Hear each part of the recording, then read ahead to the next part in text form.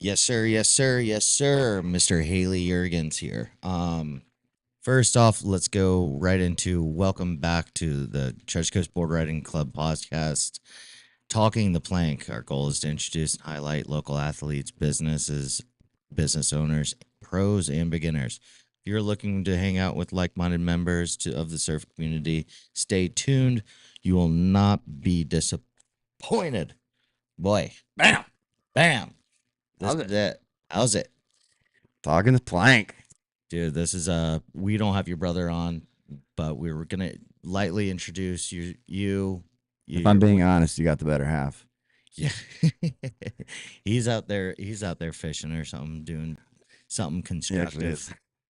We're gonna do a full episode, your history, your brother's history, as you guys battled it out against, CJ, Damian, Hopgoods, pretty much everybody out of Florida.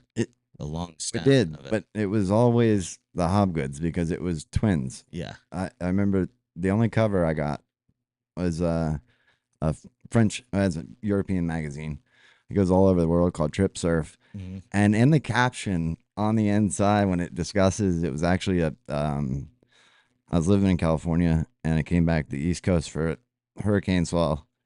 And Mez got so many good shots, but got this air. And he called me like 2 months later. He's like, "Hey, I gotta send you a magazine. You got the cover." I'm like, "I haven't seen it."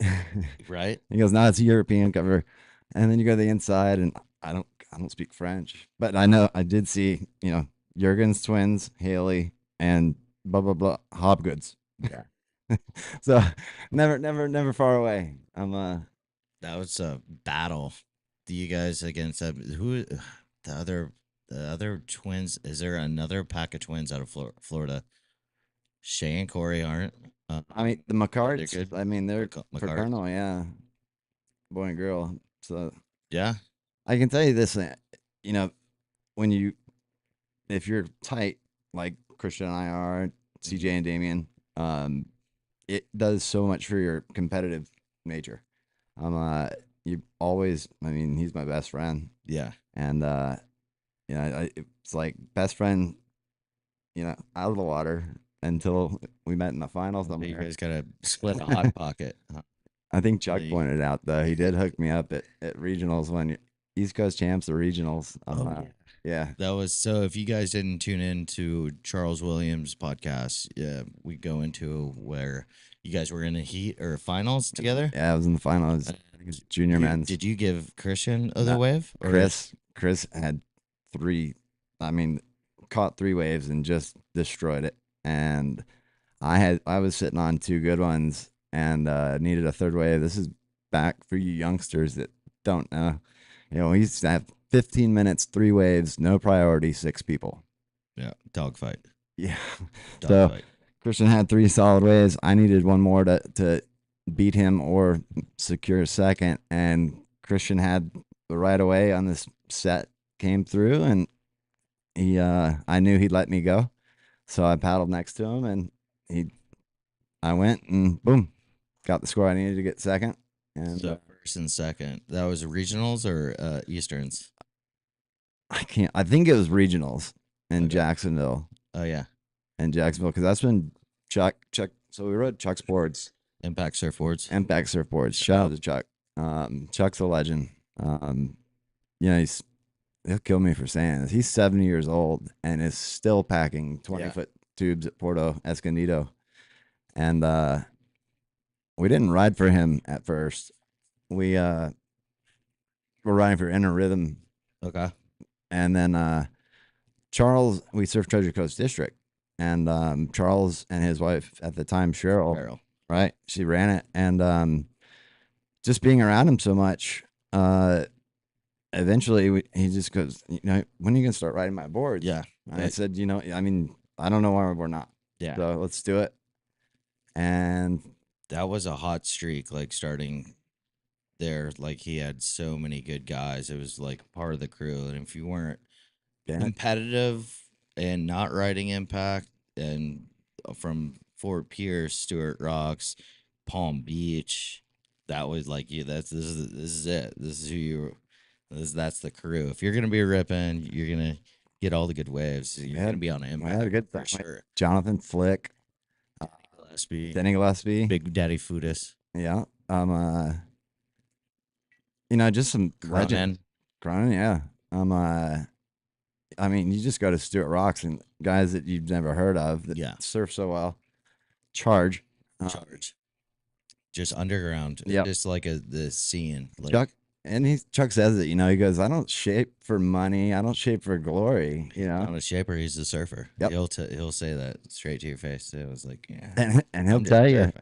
back then, and he joked about it because, I mean, I think Lost came out with their 5.5 19 and a quarter in Okay, 94 or 93, 94, really, 96, 97 really is when they did the movie. But he shaped us round nose, 5.4, 5.5s, 5.6 maybe, that were tapered into a yeah, swallowtail. And that's the contest in Jacksonville where it was regionals, it was like 1 to 2 foot. yeah. And we were just like, it was, you know, chest or head high, and just with the He speed. has mastered the Florida board. Nobody shapes a better fish on planet Earth. And he says, my boards aren't, you know, they're not pretty. He goes, they're ugly. Yeah, They work. they work. They They work. do work. Some of his magic boards he came out like 6, 8 years ago. I think it was the tadpole. There were like these 20 wide, 4 Like, 11, 4 you 12, want, 4 you want to see one of 5 foot, and they're all epoxy, and they're like, God, I came on a summer board for like North Jetty, um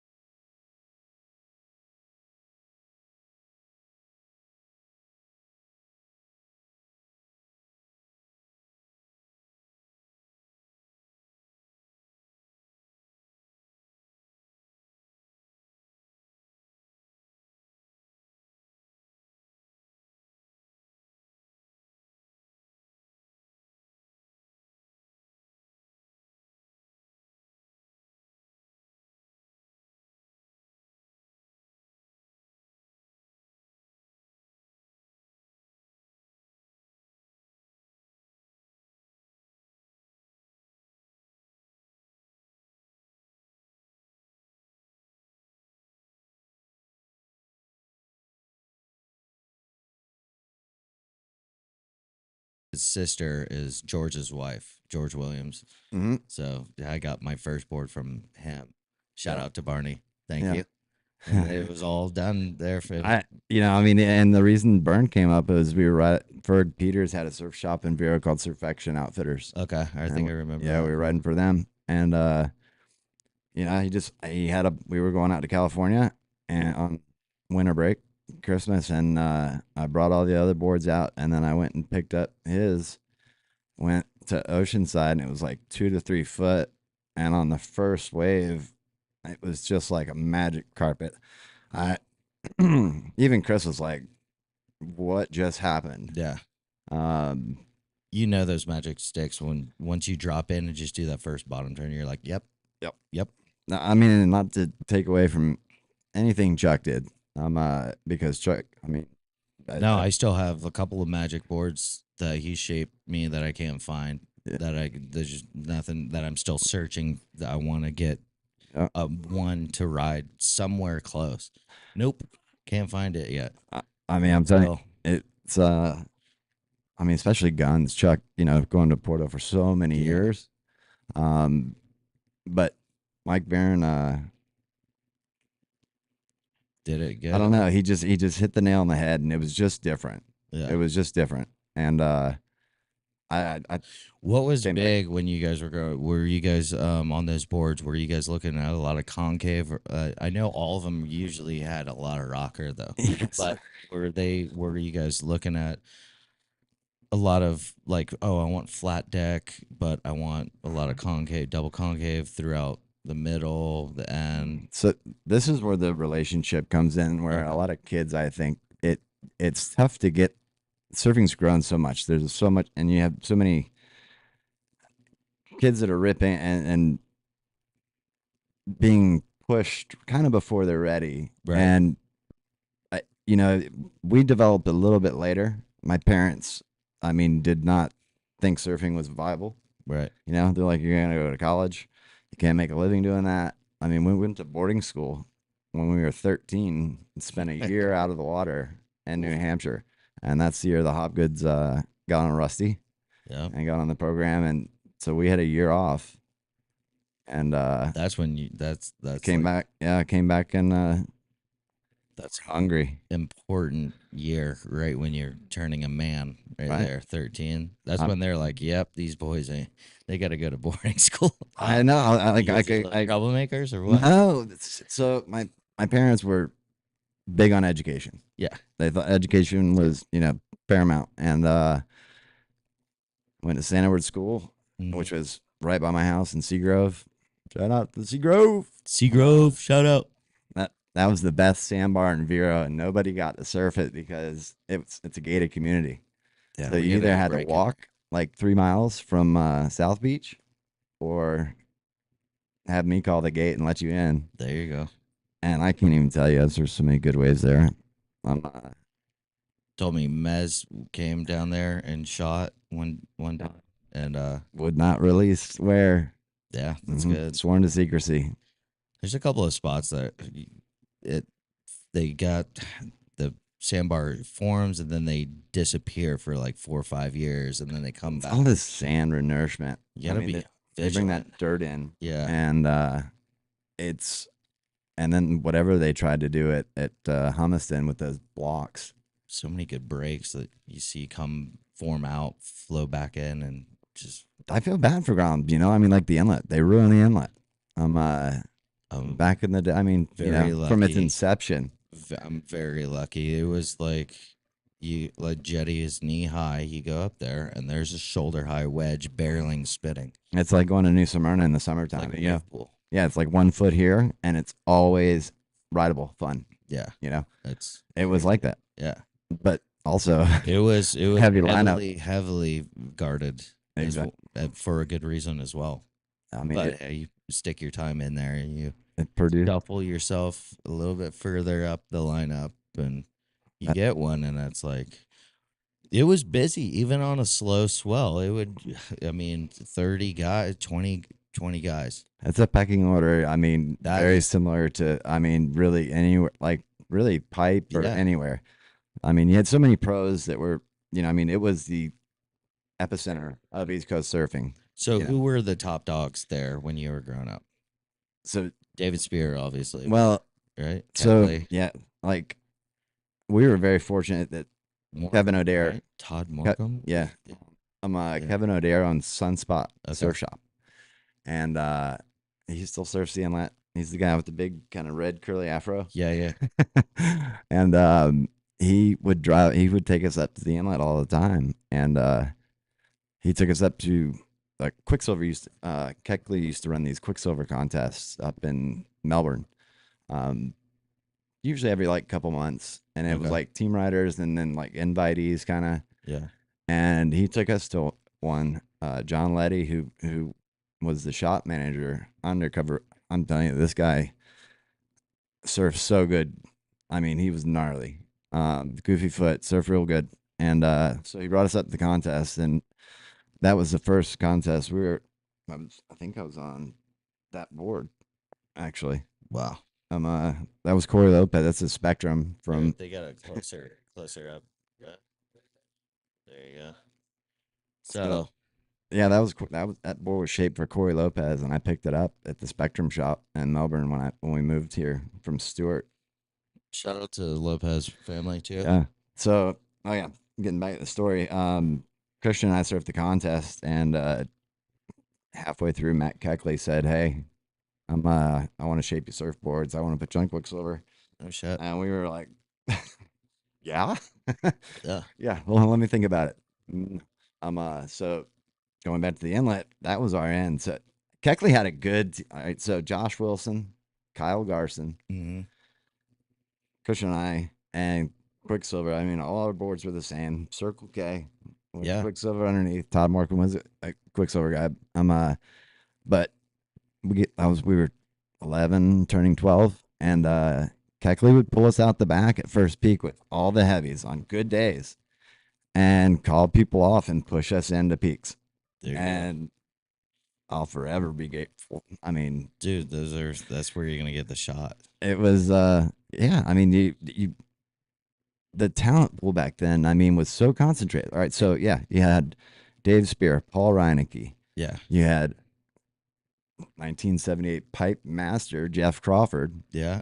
who rode blood red. I rode blood red Burns because he'd run you right over, and wouldn't the blood wouldn't show. And funny story. We were like Hard to stain a red dude, he floor was with gnarly. red blood. There you I'm go. I'm telling you, and he was fierce. He was a little angry that we were getting good waves, and he actually punched Christian in the back of the head or slapped him in the back of the head.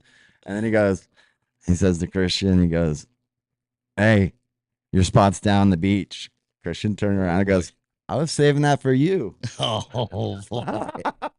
He was like, I think he was so surprised that there was like talk back, and I didn't know how gnarly he was at that age. I knew a little bit later, actually, probably on the ride home with Kevin and going, you might want to.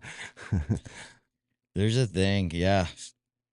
It's such a you don't want to just with these groms nowadays. There's so many kids coming, and which we're so grateful to watch grow up too. But you don't want to be kind of mean. You kind of want to fucking out surf them a lot more, dog them down in some energy. But I don't want to discourage anybody from not trying though either. Exactly. And so it's kind of like a hit. Kind of with any sport, But if you know them a little bit, they're paying, slap them in the back of the head too.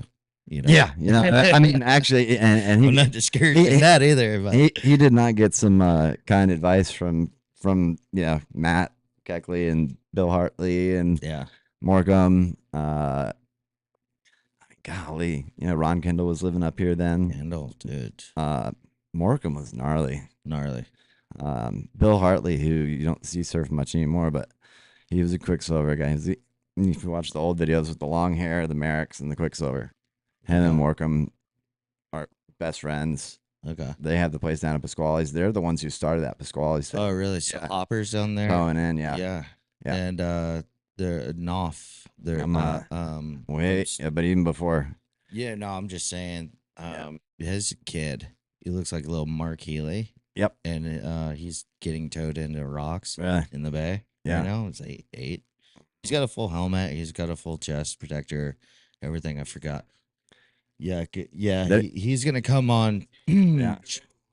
Yeah, he's only like That- 8 years old, How about right? that pick a Kappa Kappa is from yesterday nuts, dude. at Pump House? Yeah. I mean, that wave's I was there. as big. Yeah. I was there searching around. Yes. Day It would have, before I mean, yesterday. if Pump House hadn't, if that Sandy swell hadn't shown Pump House That would have exposed, been. Yeah. oh, for sure, I for know. sure. I know. This morning was. I knew where it was. There was a Halloween And swell there.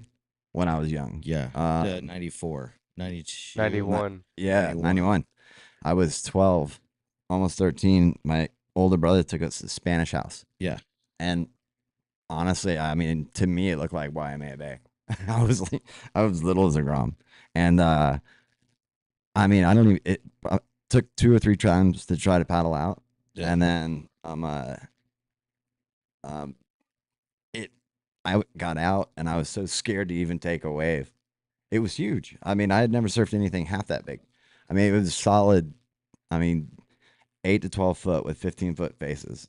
There used to be so many more like big swells. I don't know if it was because we were kids Right.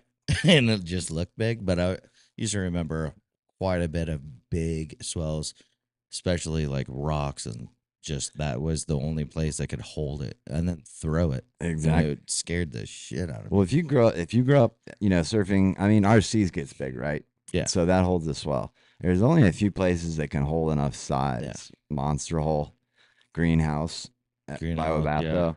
Rio Mar Reef. Yeah, Rio Mar Reef. Shout out to all the Vero guys that are like, what is he saying right now? Yeah. But check it. It Go only ahead, breaks. try for yourself. You're gonna. It freak only out. breaks four times a year. So If you've got the nerve, go ahead and try. I dropped into that place and it was the box. Drop in. You're already like drop in the barrel right at that first rock, and then it just backs off. Big roundhouse. Then it just links up for another 100 yards or so. It's And a it's fun wave. but hey, I mean, it only doesn't break that much. So No, by and the then time everyone watches this and researches it, they're gonna be like, Well, all right, when's the next? Well, Chuck- 4 years later, they'll forget Charles about it. is the one. When we got on Impact, is when he said, "You're coming to Rocks." Rocks. And, Is that's another heavy lineup back in the day. that is The that old is- timers know Scary Larry. That's the kind of like our Florida proving grounds. I think I'm that telling- and Pump House, I Reef Road as well. have got pummeled. I got humbled and pummeled. My ankle's still scarred up from 2 months ago. The first time we went actually was without Chuck, and we actually went to Bathtub. Bathtub used to break better. Yeah, For some reason. I mean, it's a reef. I don't know why Yeah. it'd be any different, but it was firing. And maybe we went there because everybody was out at Rocks, and all of a sudden there was another peak. We're like, why isn't anybody surfing there? that's where Knopf is Super shallow. That's why. getting his kid to do jump offs off of the ski in the Yeah. bay. But I mean, I'm telling you get a north swell here, like we've had lately, right? It's head high here, and you Mhm. go down to Rocks, and it's double overhead. Double over. It's reef break. It's powerful. Oh, It's a up real as well. no, yeah, it's a real wave. Like that is the n- Evan Miller should have been here, and we could have dived into a lot of it. 'Cause Well- he's probably put the most time and in right now, like who I know that So- could explain a lot about it. But I think it's because of there's like a outside deeper canyon that just well, the Gulf Stream's lets it closer. come in. Yeah, Oh, right. Gulf So Stream you is got to go to get into 200 foot of water here to fish. If you go off Vero, you're what 15, 18 miles. to the Gulf Stream, yeah. Right. You go to Up here Palm to Beach, and it's 13. 6 miles or 4 miles or something like that. But you're in Palm 200 feet Beach of water, like a is- mile off the coast. Yeah. To like the ledge, if you go look at maps and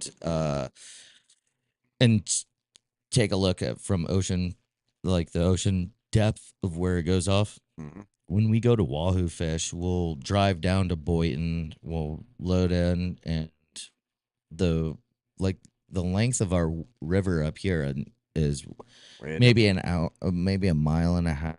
Right.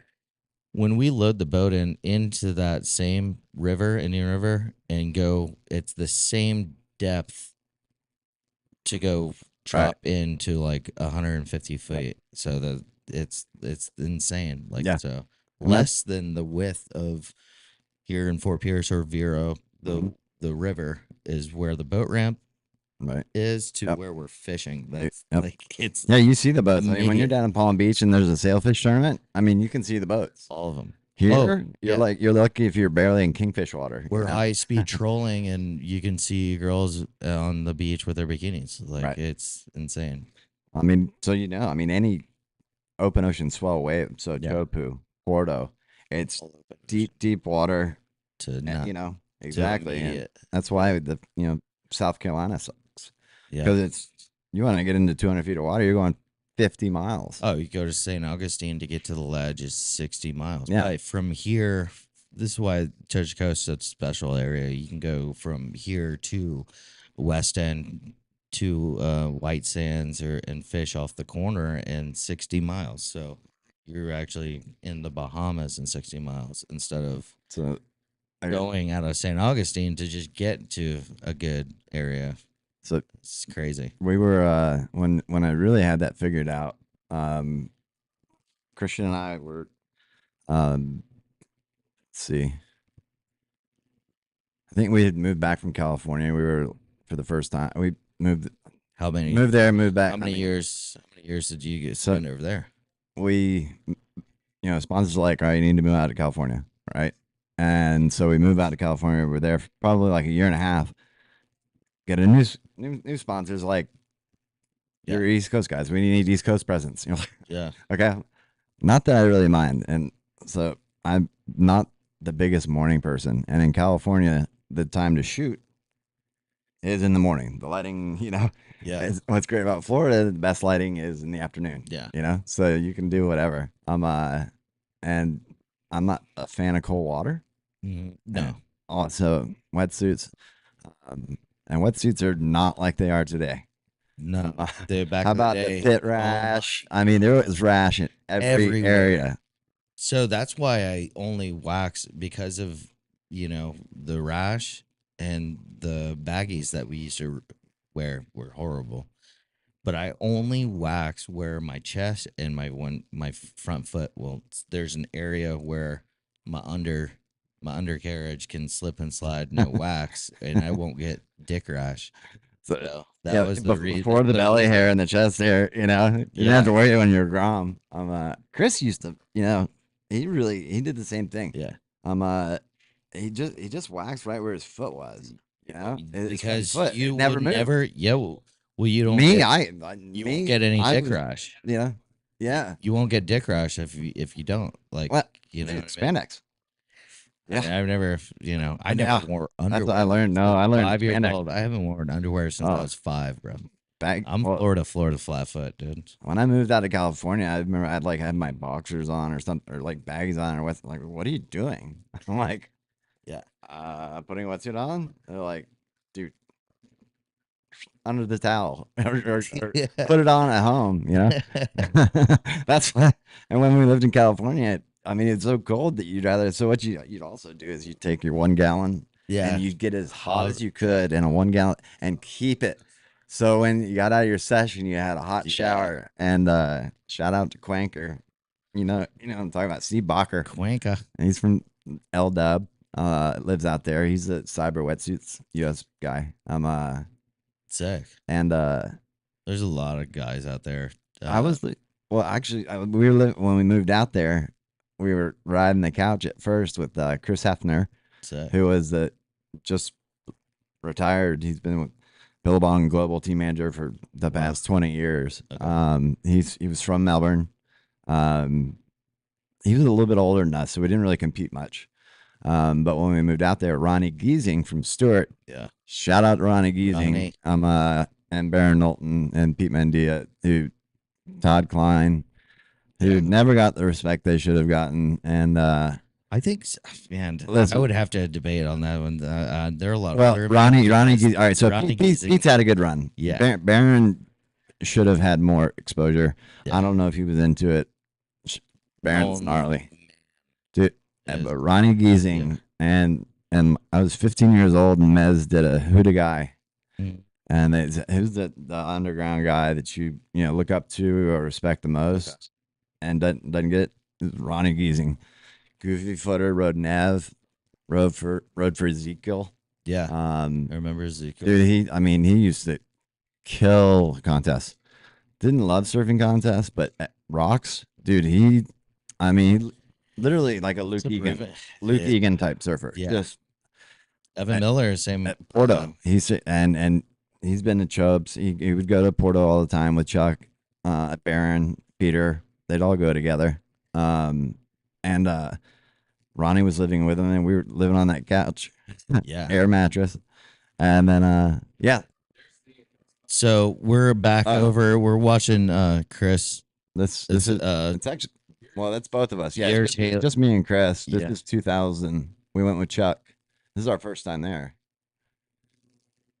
And So what was Getting great though is it wasn't big. this at was first. the part in the Lost video, right? No, actually, this is a local filmer put this together for. But I know you guys were in Yes. the Lost videos as well. I didn't even know this was like so. I think some of these clips with That one- you with the white That yeah, that's when you I had to ride my 7.6. Jeez, Yeah, I had to ride my 7.6.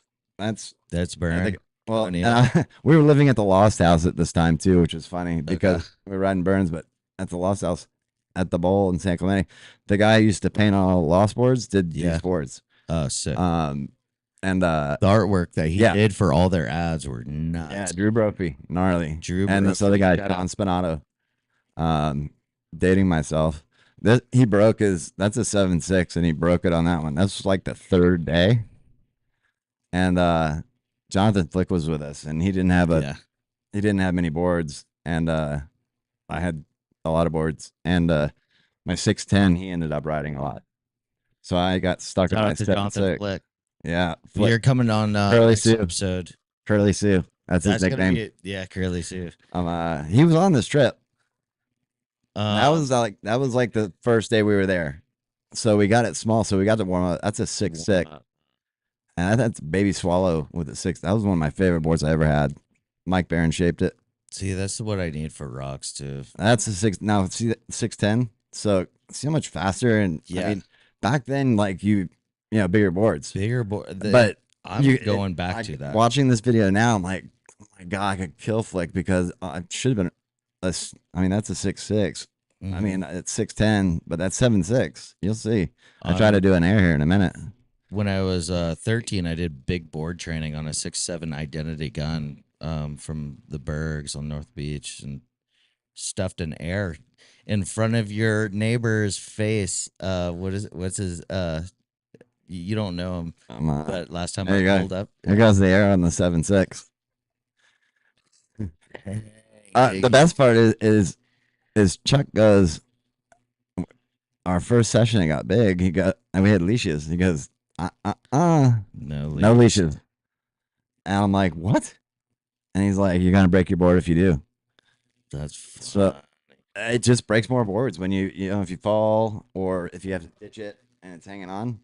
And it's true. I mean, I only broke one board. Christian only broke one board.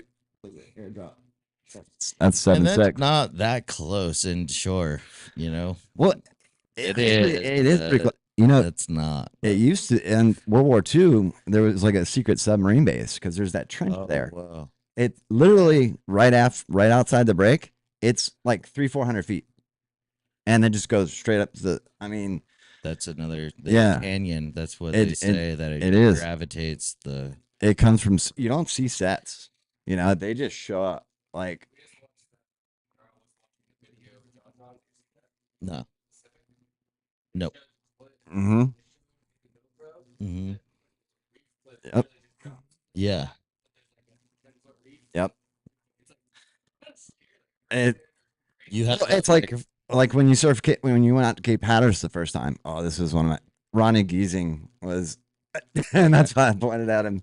He watched that wave. So I was like, it wasn't a claim. That's for the record. There was such a history of like such good surfers. man, that came out in the same era. I'm like in the middle of it, so I get to see all of that, and I know all the youngsters, and I hope they watch this. Like, go Google all these guys: Well, that's what I was saying. Like Morecambe, the Spear, board builder and Knowlton. rider is so important. Yeah, Like Chuck never shaped a board unless we were physically there. yeah. And he always kept Done our that old with him. boards. That's And another thing. exactly, I mean it. And when we parted, when I mean, he knew we need. He goes, listen, you need more boards. Okay, Yeah. I'm like, can't keep up in it. Trust me. Thank you for what you did. And I'm like, no, I felt really bad. I did. I felt bad that I was doing it. He Like dirty. I mean, because but not dirty, but like it was just, I didn't. I was just hoping he didn't take it like a disrespect. And he was like, no, dude, this was always going to kind of happen. like passing the torch. Right. I think the same way about like if I'm going to teach somebody, like I want them to get recognized, good enough and recognized, and then Well, the next step is on you. so Like it's so go. when we got our board, so Christian stayed with Impact a little while longer. I think he started riding for Burn like 6 months after I did, Okay. and just because he was like, okay, wait a second, Yeah. you're surfing, and then he rode that board and was like, okay, so but Chuck would make templates back when they used templates. They actually used to hand shape surfboards with templates. They weren't all cut by machines and Yeah. finished product. Somebody just to turn the rails. I mean, you have to be. Sorry, I don't want to take credit away from shapers because you have to put that design in the machine, right? Yeah. And actually, that technology was coming out when I was writing for Lost, and I remember like Matt brought me in, and we're sitting in front of a computer, Okay. and it looks like an architecture thing, right? So I've got three of my boards, It's like a CNC yeah, machine, basically. and he's got the boards, and then he's like, so you can talk to each other. And he's like, so I mean, was it slow, fast? And he can watch videos, and he's like, just like moving, like just a little bit of rocker, some of the concave. Mhm. I mean, just I couldn't do it. It looked like algebra to me. When I was still trying to do 2+2, but he just knew. Yeah, Yeah. yeah, and 100% algebra. right. Well, exact. Yeah, you could like you Yeah. if you got a magic board. Get a microphone. All No, if right. I mean, if you got a magic board back in the day, I mean, you could That get was something close, truly magic. right? But you could not get that same board. You can't. And nowadays you can, and that part I wish. But back to what I was saying is, Chuck would make templates off our boards. Mm-hmm. Just because I mean you don't get exposed to a lot of different Once you shapers. know that you guys who you are, like how your physicality is, Mhm. your weight, he knows you guys. Exactly. And once he gets that dialed in, then anybody Right. in that range should be. Well, So then back that's in the why, day, all good shapers would share. I mean, if they were friends, they shared templates, yeah. tail templates. I mean, rockers, all that sort of thing. And so, I mean, it was he'd be like, "Come on down, every single one." That And would be the most like you know, special time to go into Chuck's shop with him and oh, it break your helped. own board. Is It helped. I mean, he'd make he his own knows. templates. He'd put them Yeah. on there and go, brr, brr, brr. And I mean, it made him a better shaper because he got exposed to it, and there's I don't care what sport you do or what you I can don't do, think you can learn from somebody just else. like a painter that needs a muse, Right. he's shaping. He needs to like look at you Exactly. because And I boards had evolve, different. He'd right? build a board different for me. I was always a little stocky, Yeah. a little wider, so he'd put a little bit when he's looking. When we're talking, he'd put a little extra girth up It's like being front. Oh my god! well, I mean, you're Like, shaping for kids that are going through growth spurts. yeah, So, yeah, I know it gets expensive. So, I've helped a few local kids with some boards lately, yeah. and it's so crazy because I didn't notice it as much when I was growing up, but you know, 13, 14-year olds are growing, monthly. Monthly. So I mean, it's like, yeah, you know, You can order a board, and then there we go. Yeah. So that symbol, if nobody knows, that and it's a flat hold on, deck, which I love. this Like one right he here, makes the best flat deck. that one right there, that That's the shows. symbol. You know what that is? That's Twin Brothers. Yeah, Aztec symbol for twins. Christian has that tattooed. I saw it on. Yeah, He's got the tramp stamp. dude, we got those. So before that was, those are, yeah, um, almost 30-year-old, almost 30-year-old tattoos. By the way, before, I think we all should get them. see, there it is. So the double concave. If you want, Yeah, if you want speed, and you want, she that's it. Stephanie Gilmore Okay, calls her yeah. Stephanie Gilmore calls hers the ATM board. She just only rode in contests. Didn't free surf on it. She did good. You guys had a really good trip to Puerto Rico last week, the week before last. Yeah, we went to it's on. We went to Sick. stay in.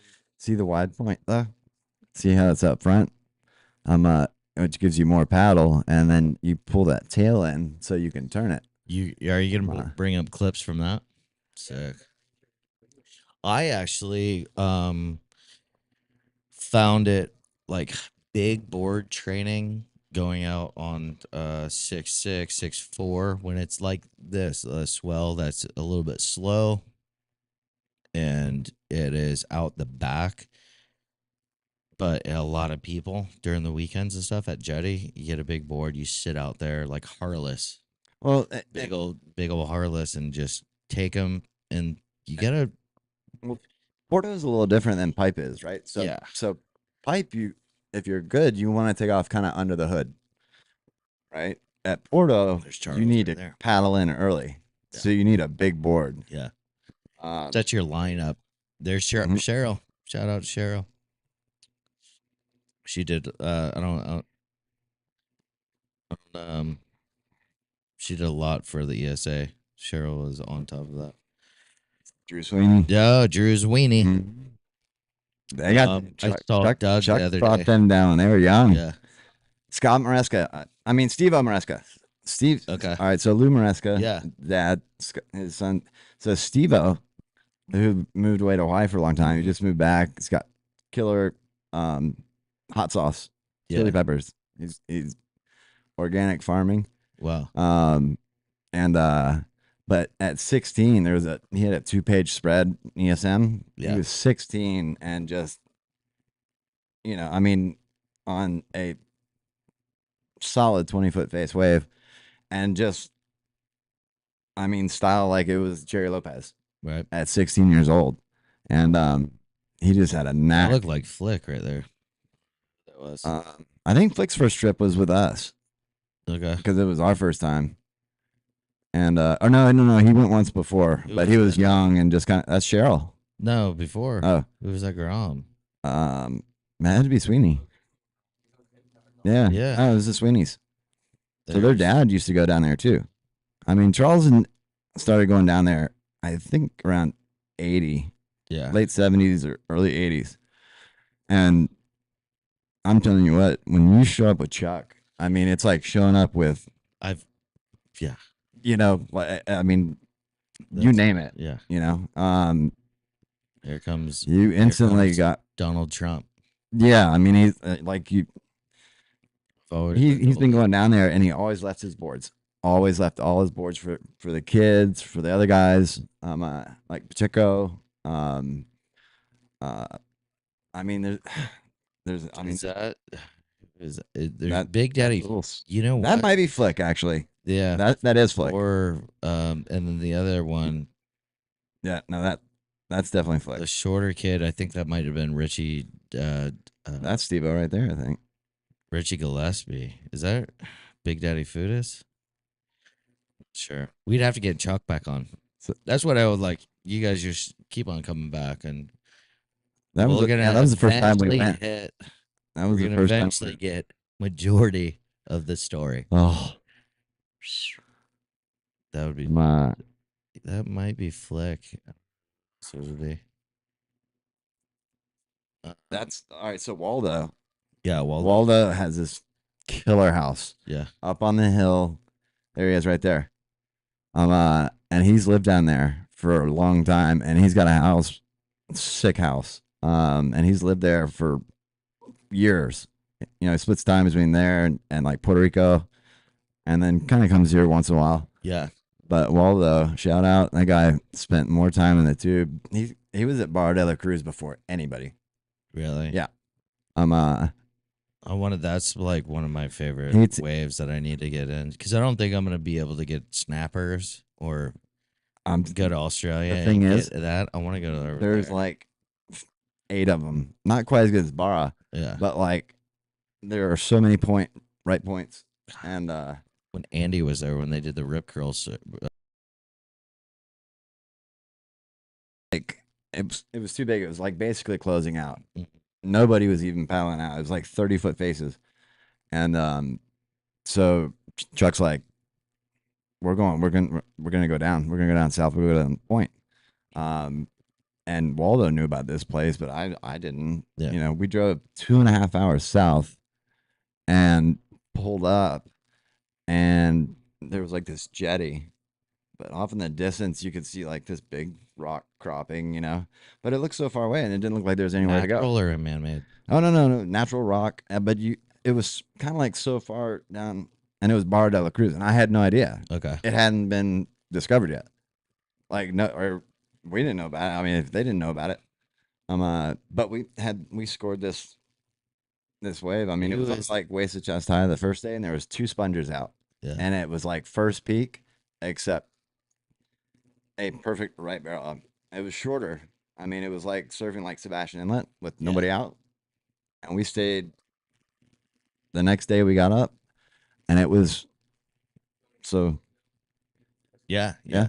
I was just trying to like see if we can recognize some of these groms that he's had.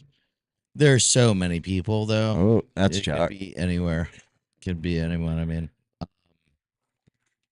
Like McCrannles, I think was in the crew back then. I want to say Yeah, that's is Flick. it Flick. That's Yeah, 100% Flick. that's what I want to say. Yeah. Flick. Okay. Look, Damn boy. And they're still watching this with us, correct? I actually, Kai Hare, he Mhm. actually has. I just texted Charles the other day. He's got one of his dad's hats. It's like a bucket hat. It's all blue velvet with says Mex Pipe on it. Yep. Me and him we're taking pictures and sending it to Charles. Charles is cracking up. But that was welcome. dude, look at that, dude. Oh, Davey Miller's probably in this too. He used to go down with Davey Miller a lot. in Nicaragua, we got a break called Colorado. So it gets Oh yeah, somewhat this size, not full pour. dude, that looks like Hartley. It's where that's Frankenreiter. That was Donovan Frankenreiter. That's Okay. exactly who that was. Because I remember him telling me about it when he got back. God, it just looks so good. Before he was a full-time musician. Oh, is Flicky. he? He's a music. We call him Doesn't Curly know. Sue. He had curly blonde. He still got his curly blonde hair. There's Chuck. Flick is No leash. classic. Ever. Look like some. You know, another thing that see, he was too young to like really get into the big waves. I'm actually surprised to see FCS on the board. It was Those were that was usually, right about it. But yeah, Usually, I'll tell you what though, you cannot beat glass on fence. you can't. And if you go and ask somebody to put a glass on fence, they can't get it right anymore. Charles will do either. it. Charles. Oh, Oh 100%, my he God. can. And if you want a bonzer, I mean, people don't know about a bonzer. Bonzer's a 5-fin board, but it's like a quad setup almost, but they're round, kind of short fins, and then you have a longer center one. And so, then they came out with a quad because the bonzer was by the Campbell brothers, right? Okay. Yeah. And Chuck learned how to shape them from them. And there Yeah, was actually, glass ends. That you know- you got to be so good at glass and fence to be a bonzer shaper. it and to get it right. Like oh yeah. the camper and the whatever Tilton camper. You know how you get your tires, Oh yeah. your Okay, yeah. that's Your alignment gets your pulled off. alignment. Yeah. Yeah. So they have to have those bonds Mhm. long fins. Well, get I remember Chuck when FCS came out and Nubs, who was glassing his Yeah, boards, then Nubs. Dude, shout Nubs, out to Nubs. dude. With them No, Nickel no, glasses. he's with Keck. He's with Keck Really? now. Yeah, he's been sanding for Keck for probably like 10 years now. Oh, yeah. After he left Charles, and Nubs is classic. He Hey, is that guy catches bigger snook than anybody in the fort, buddy. He'd throw rocks at 20-pound snook. Get away, get away. You know, I want the bigger ones. He every single morning he'd come in. This is back in the day when you could keep one over 34 inches. Yeah, it used And to he'd be have 20. over 40 It used every to be morning. 20s, 24 to 34. 24 to 34 when I was a 24 kid. to 34. You could keep one over 34. Yeah. And then it went to 28 20 to 32. No, 28 to 32 and then Jesus. or 24 32 then 28 32. Yeah. And It's I'm telling you what, that guy. Oh yeah, so we got into channels on our boards, right? Yeah. And if you talk to any sander, they will curse you. Yeah. Channels are. There was a crazy board. You see that spider, Dennis Jarvis, that shaped. I'm got a a picture from my phone. huge channels guy. So I had it on my fish. He shaped me a fish with channels, Yeah. and you know, I mean, they're good for speed, but they also will hold. They hold, right? Yeah. So it's like having extra traction. So you kind of got to pick and choose where you want to use it. If you're like trying to do tail slides and hitting foam, No, that's not the. it's down the you don't line want that. arc turns I and agree. it You want, like, will carry point through break, yeah. flat spots. I liked him here as well. Oh, trust me, it worked. I like straight channel, a little bit of straight channels with a half moon tail. That's where I'm gonna go back to Charles and try to get him to shape me that magic board that I've. Yeah. That was it. Oh, I'm gonna try to get him to I had the do bat another tail. one. The I bat. don't like the. I had no hate it. MB shape me a fish with a bat or diamond tail. Diamond tail. Diamond tails are dope. Yeah, sorry. I like them. I didn't even know about a diamond tail until he's like, try this, you know. It really it's So it's just a squash, but it's like a reverse swallow. yeah. And I tell you what, It holds as much as you want to put it into. So- it will hold. yeah, I mean, would you like why you see so many fishes that are swallowtails? Yeah. Because it essentially gives you more rail, right? Yeah. For turning, and because with a fish, you're kind of harnessing speed, not generating as much. Yeah. Right. But Diamond I'll tails tell you what. are for when you already have speed. when you get into waves, you can't beat a round tail. And if you want to and I'm going through this with someone I'm working with right now, never ridden round tails, always squashes, always swallows, whatever. I was like, just trust me Round and and try this. round No, squash, really. it's like a thumbtail. So Yeah. and Lost just came out, so they have the step driver. Mm-hmm. This one's called a stub driver. Subdriver. Stub driver. So stub tail, thumbtail. So it's a round tail. Short. I mean, you know, kind of fish, kind of short board. This is In not between? Carol. I tell you, There's you sunset. know who's a legend is golly, Goofy Footer back at long time ASP. He rode for Burn too. I don't know. I'm having a brain fart. Goofy Footer, not Luke Egan. Not. Kill myself for this. We'll give This is you 20 all plus the years time. ago, so bear with me. Give you all the time you need.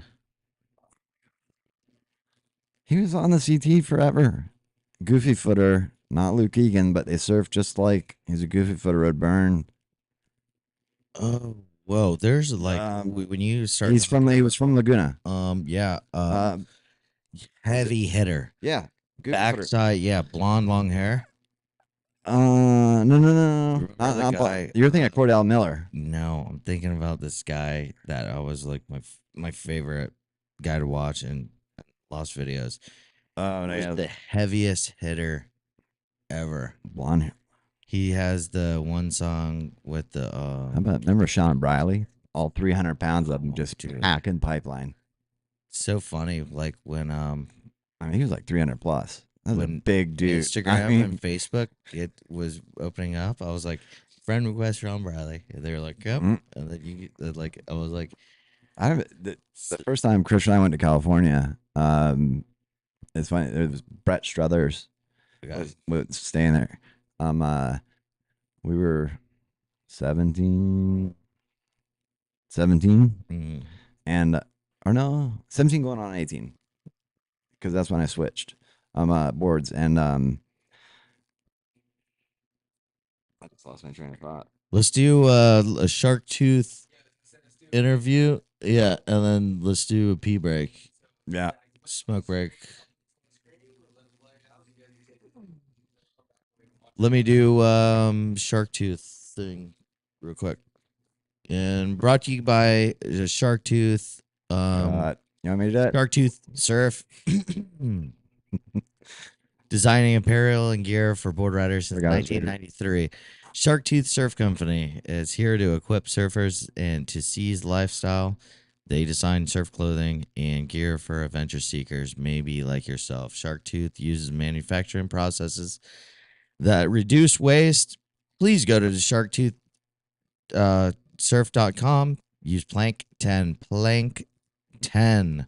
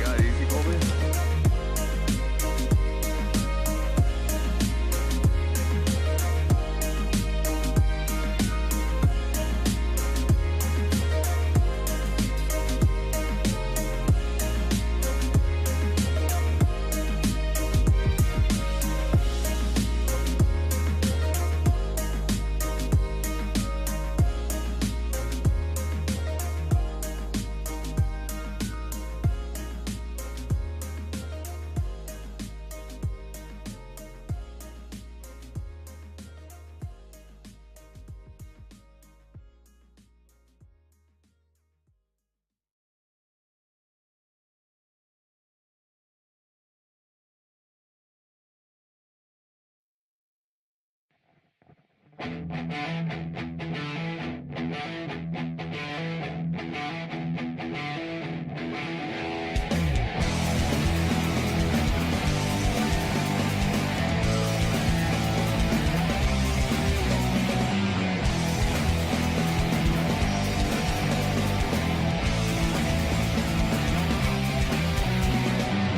I get tired of what I see, shoving my reality away. It makes me wonder, why is everyone around playing with my mind? Why do I agree? This is my reality, my factuality. Is this the way that I'm supposed to take my reality, my factuality? Is this the way that I'm supposed to take?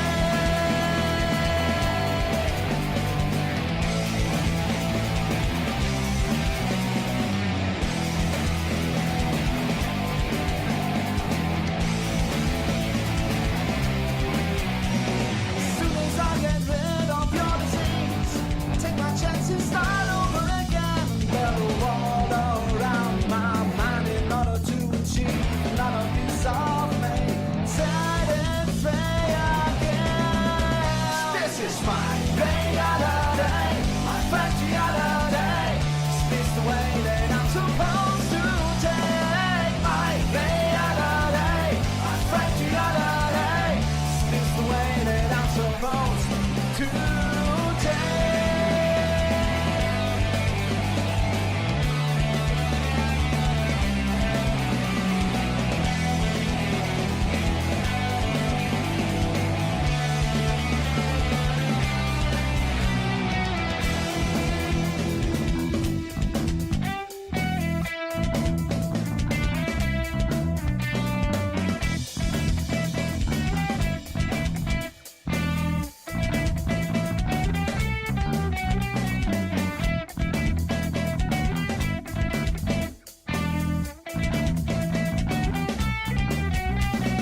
Never I get tired of what I see. I'm shoving my reality away. It makes me wonder, why is everyone around playing with my mind? Why do I agree? This is my reality, my factuality. Is this the way that I'm supposed to take my reality, my factuality? Is this the way that I'm supposed to take?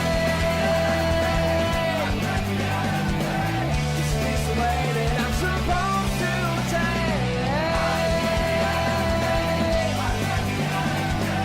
Is this the way that I'm supposed to take? Is this the way that I'm supposed to?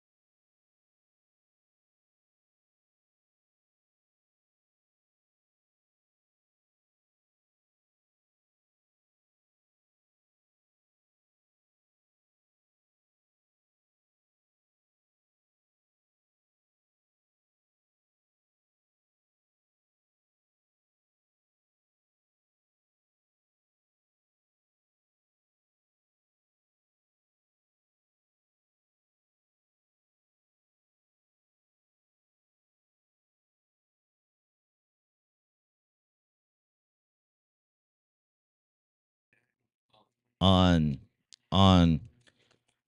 once again, thank you for tuning back into the Treasure Coast podcast of Talking the Plank. Shark Tooth, brought to you by sharktoothsurf.com. Make sure you guys go check them out and use code PLANK10. PLANK10. Like walking the plank and then the number 10. Another one to shout out is Sailfish Brewery. You guys owe us a whole bunch of checks, and we'll be We keep we'll be- receipts. we'll be coming to talk to you guys soon. If you want to participate, if not, whatever. Also, just free shout out to Culture Shock, Lanso,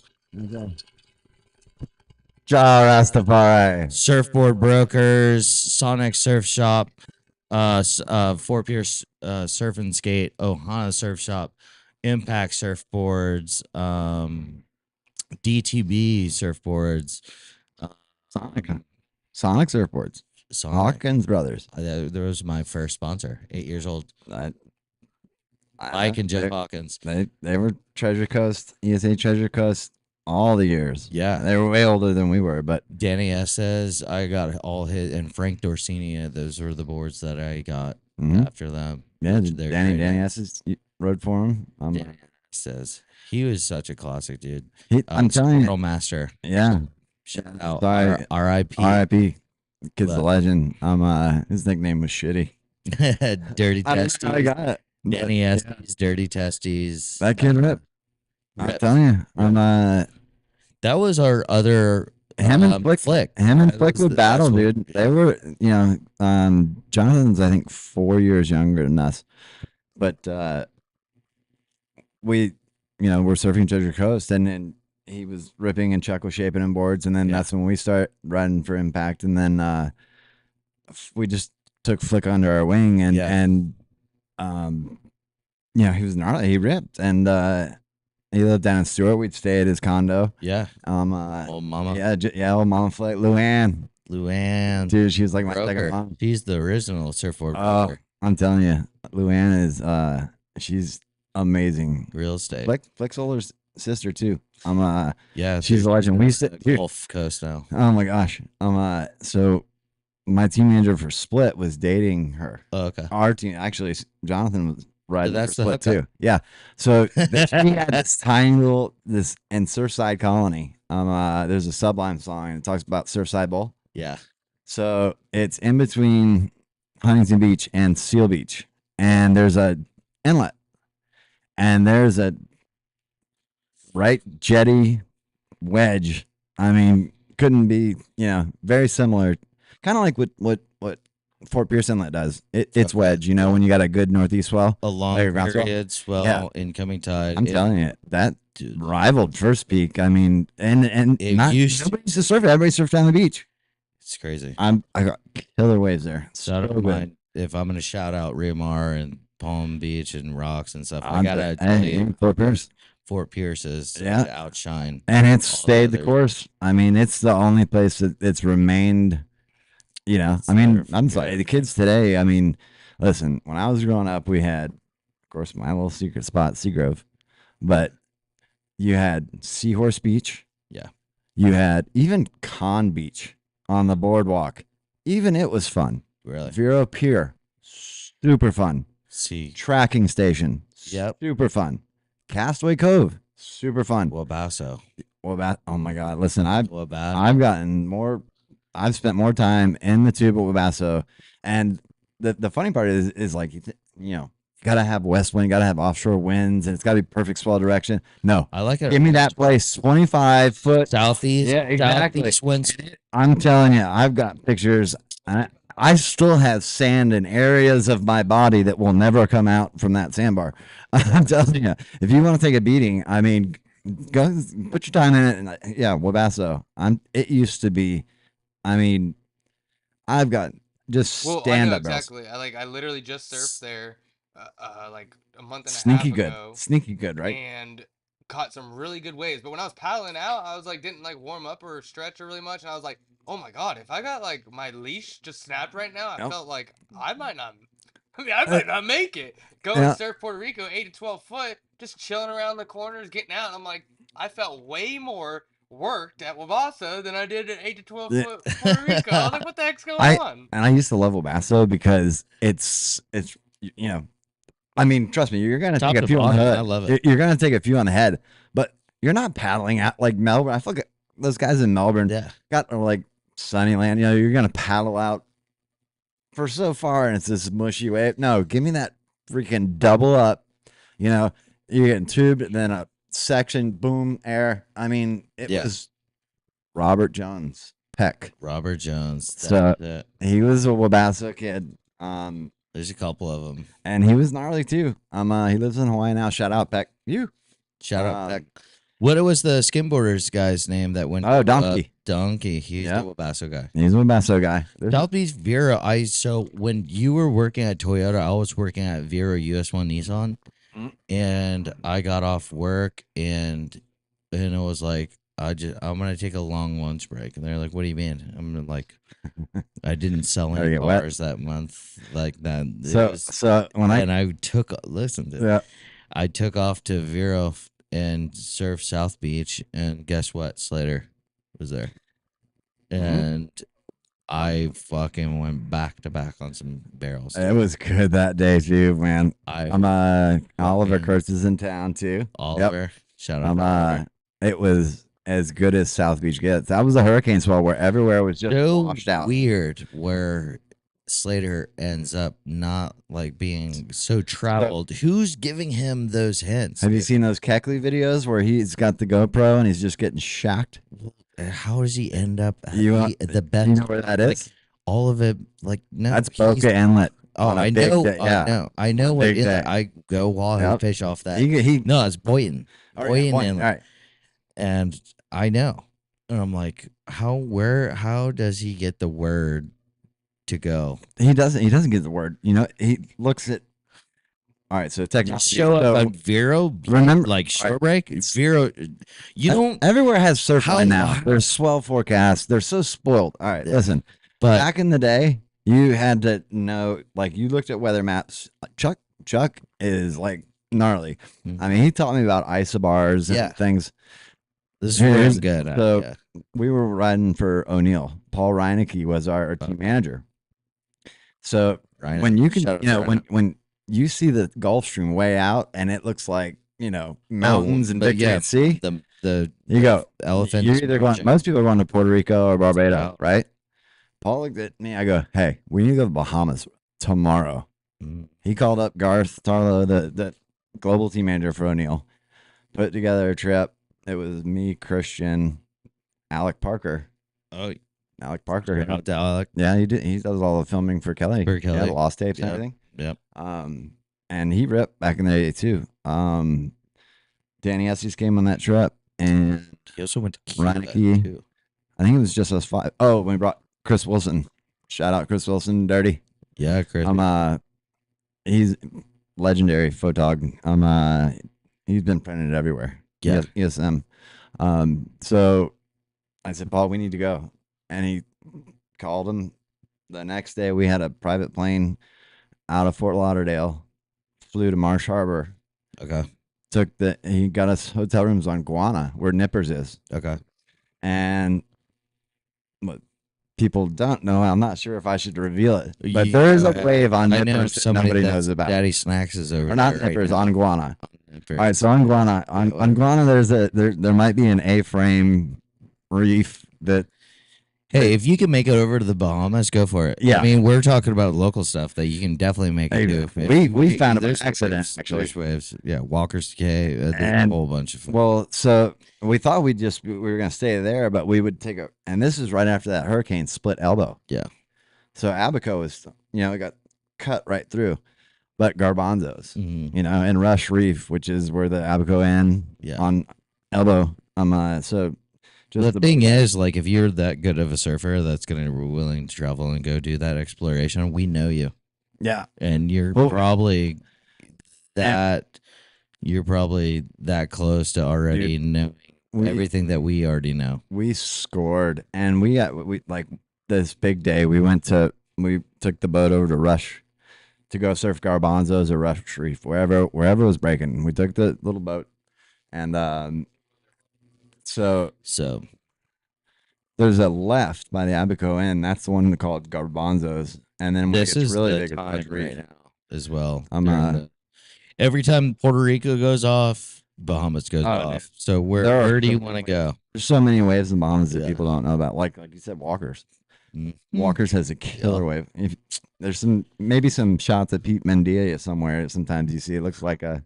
I also You want know? to just tell the youth out of here, like, if surfing isn't gonna be the game, but surfing is the plan, like, get your ballyhoo rigging going on, because jump on a sport fish, you'll spend 6 months over there, hit But every Really, I mean, swell if that I you can get. if you can give one tip to somebody, it's travel. Just Travel. opens up your It- mind, your conscious, your heart, I'm your telling you. everything. I remember we were 15 years old, again with Charles, and we got invited to a trip to Pavones, Costa Rica. Dude, And my I've favorite been to place. Costa Rica a few times, but only been to like Hermosa, Jaco, and Manuel Antonio, Mysterious Este. And it was with Surfing Magazine, Les Walker, who was gnarly. I mean, he's like as good as Pete, his Flame, his Hodge, any of those guys. Really. But he had a kind of a fun streak to him, let's just say, right? It's kind of We all do. and so it was it was me, Christian, Jonathan Flick, Charles, Dave Post, Mayhem. Big Denny Gillespie and Big Daddy Foodis. Right? I can't remember if they went on that trip or not. Mike Riley, Dave Post, Brad Doherty, who was the global team manager for Volcom, Gus Buckner, who was our team manager for Split, Okay. and No, I think one of the Sweeneys too, maybe. I don't think they were on that trip. Charles just said that he went to Pavones with Oh, yeah. Big Daddy Foodis, but that could have been a different one. Well, and we stayed at Ted's house, and not a shout out to Ted because Not a shot. so No shout stay out at this to- guy's place, and then you're out in the lineup, and the set comes in, and he drops in on you. I was like,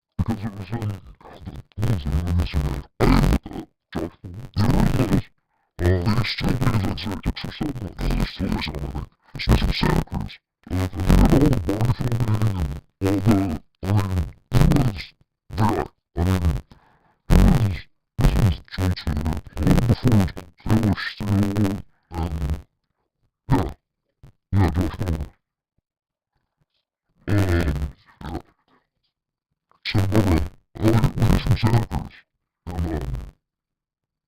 And, awesome daughter. And, it was for surfing, and, they did a story. And then he was in it for, he had his next movie, and, discussed the idea that was a twin thing. But, we're like, I mean, what's the second or third longest wave in the world? Yeah, I mean, you take 2 waves and you're pretty much good. You go like 4 or 5 turns and you go like, well, you're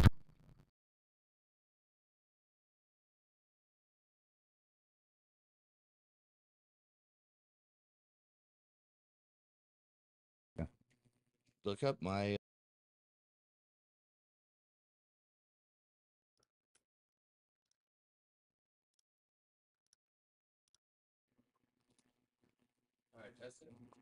Ciao, bye. Yep.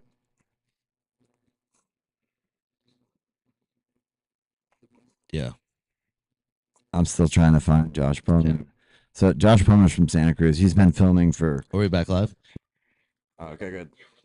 Uh, So he's been filming forever. I mean, I'm now 13 pages deep on YouTube of his videos. Oh, okay. Well, And he came on. So I was just stoked because it was potentially going to be the first time we were in a. Oh, that's okay. So that's stand spit. That's Santa Barbara when it gets huge. Oh my god, dude! I'm telling you. Oh, this is Curran too, isn't it? Nobody surfs it better than Curran. No, I don't think It's Curran. Yeah, he's on a weird board. Yeah. Oh, trust me, dude. Did you see him like with a 5, like dude, that 5-foot board in the search? No, the search. No, Finding Tom Curran at J Bay is kids.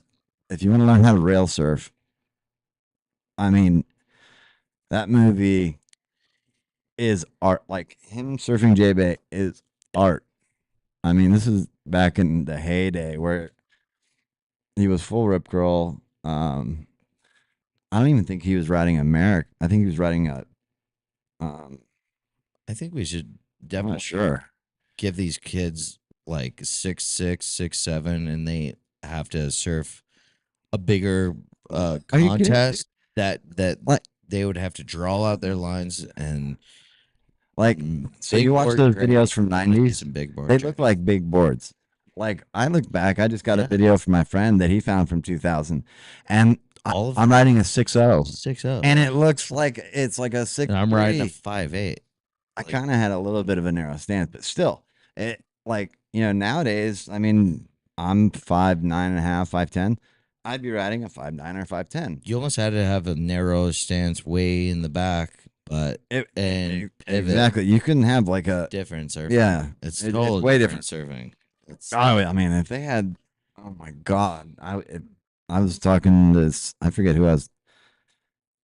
Maybe it's either CT Taylor or Kyle Garson. I was like, could you imagine if we had the board technology today, back when we were kids? I think the Indians that were growing up during the Slater heydays and between you, me, him, if we had the equipment of today, it would really change. I'll put it this way: of the outlook. Kids have youngsters today. You have it made.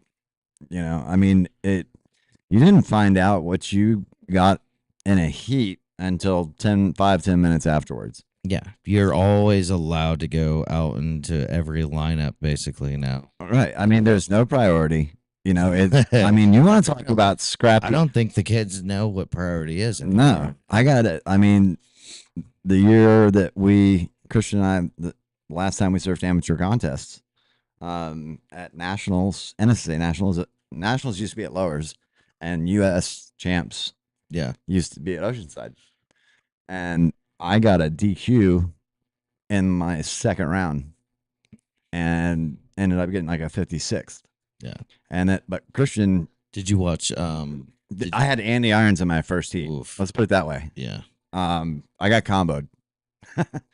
That guy was gnarly. Okay. I'd never seen him surf live, and it was the year he turned pro too. Or no. Okay, so he turned pro 1 year before I did, So but he was Billy this was Zeet. juniors. Billy, This was in did juniors. you ever surf against any of the Zeets? Billy, No, I was older than Sebastian. yeah, he's my age. Right. He's 1 year younger than me. I mean, But Billy and them, but they were Bill was- already in Kauai, probably. yeah, they were definitely quiet. I mean, They're I- boys with all them. Like I don't. I mean, they rip as well. Like you know, how about Jonathan Gossman, Junebug, Junebug, and Donnie Mac, Donnie McRae, Donnie McRae. bro. He was a couple years older than me. Yeah, And then he got into that Lost Crew a little bit, started hanging out with Wardo, and then things got kind of not so good. And it's just made a left part. turn. Yeah, it's And, part of the.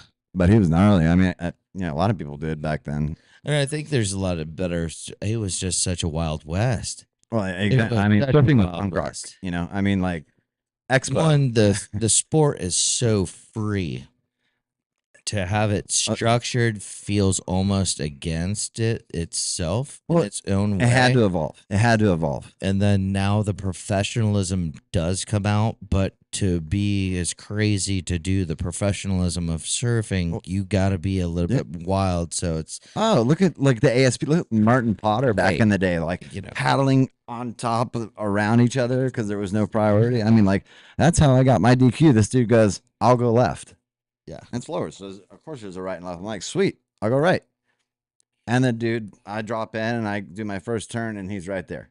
yeah. I'm like, But who are surfers? Like literally, who are surfers in the world of professionalism?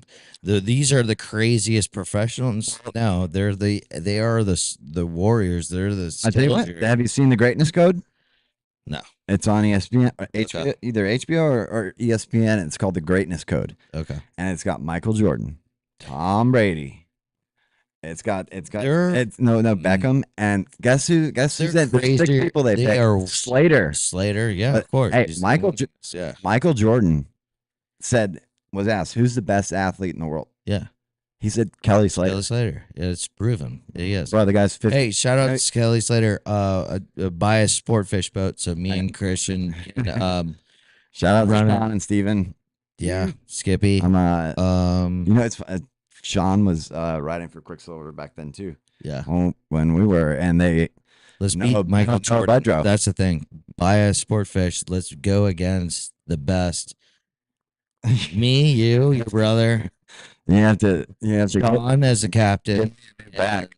And, let's Steven, go beat. what was funny Michael Jordan. is that Michael Jordan is one of the most competitive oh dude, fishermen. Oh, I know. Fishermen. he was there he, is. he was at Walker's when Christian was like Yeah. he is not he was at that at Los Sueños for that tournament. Yep. His boat was it Jumpman 23? Jumpman 20. Yeah. Something like that. He's gnarly. Carl Allen, who is the guy. Carl Allen. Yeah. He's Walgreens. rebuilding. He's rebuilding. Sailfish. That's Stewart. I'm- Sailfish. Dude, Old money. so there's a video He about does that tournament. He or does no, the it's treasure. different. Carl Allen. does Walker's K the- Chronicles. Yeah. Carl Allen bought Walker's K. Walker's K. He's doing a lot out of Has- for treasure diving right now over Well, there. that was the he's kind of got 2 in 1, and I haven't met him in person, but my twin brother has spent time with him over at Walker's for tournaments on Blue Eyes. Shout out Dave Allen.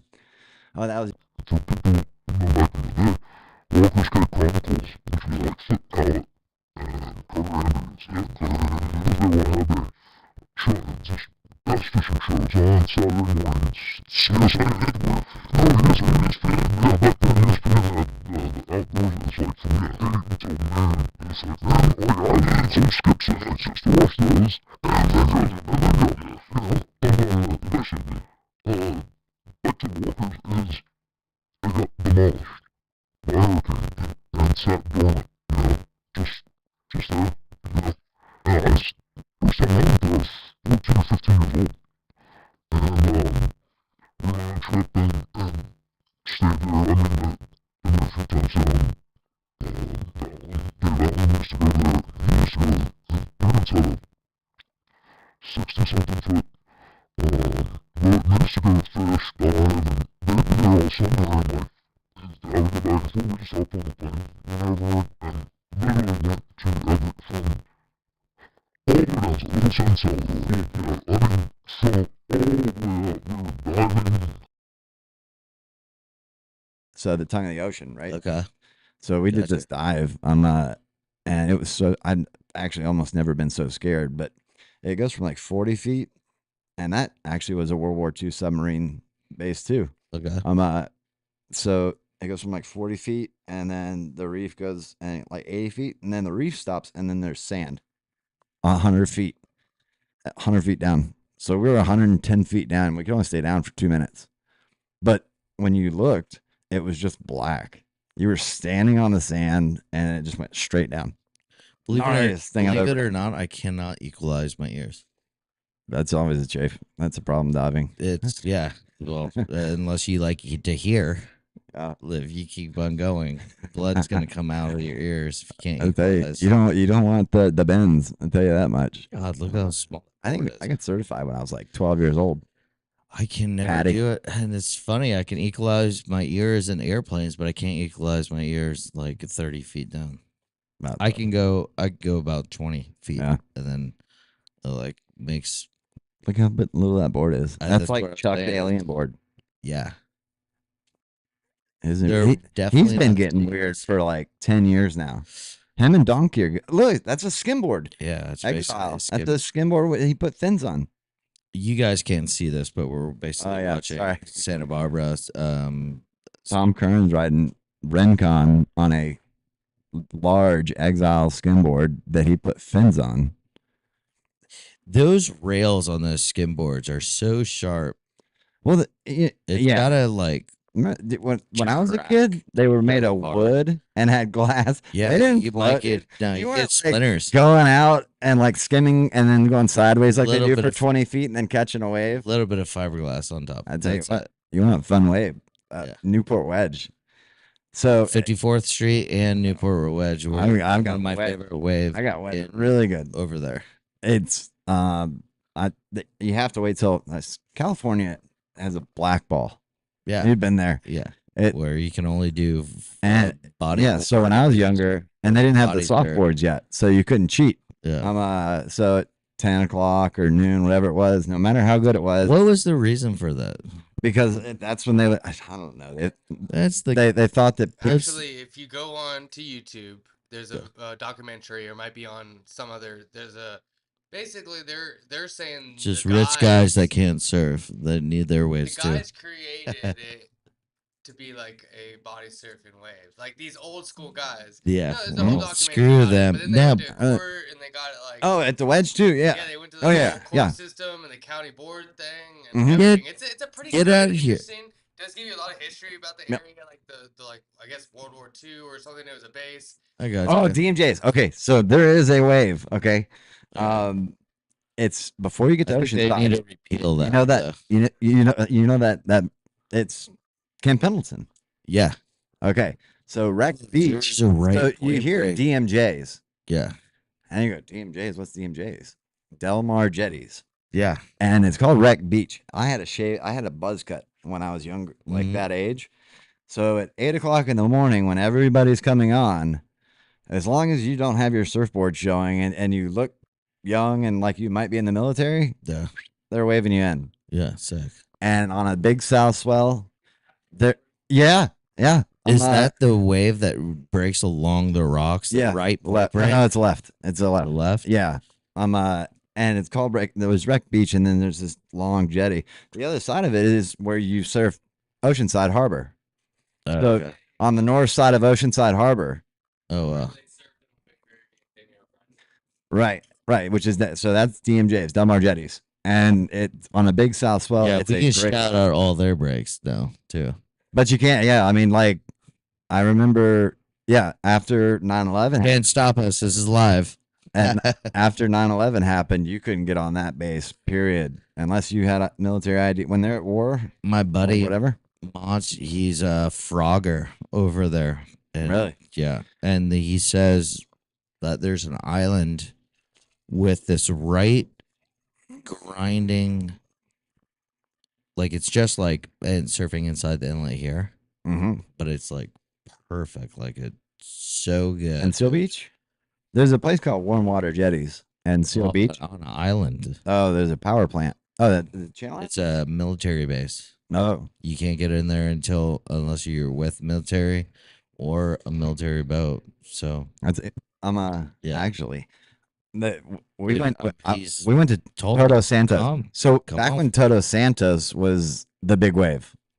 Look up Toto Toto Santos, Santos. yeah. Kids today don't know about Toto Santos. That it was the craziest. When did that come out? Like 95, 98 or something It was like that. 90s, yeah. Yeah. And they used to have the contest there. Middle of the ocean And wave. Like Yep. crazy scary. and it's I forget what the town's called. That's There's no that- town. that's That's just an island it's a or something like reef. that. No, it's a reef out in the, it's just It's an island. There's a lighthouse that's defunct, but Oh, it's really? there is like a little is natural rock outcrop, but there is an island. And that's what was so gnarly about it is because if you got caught inside or you ate it, you literally got pushed into through the reef. rocks. Yeah. like you were getting pushed in rock. There you go. There it is. Okay. Yeah. See, those are the rocks. That's huge. So that's bigger than I was there.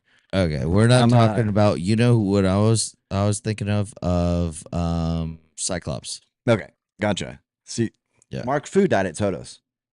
I thought you died Yeah, at Mavericks. Oh, yeah. Mavericks. So, yeah. but this was back in their day.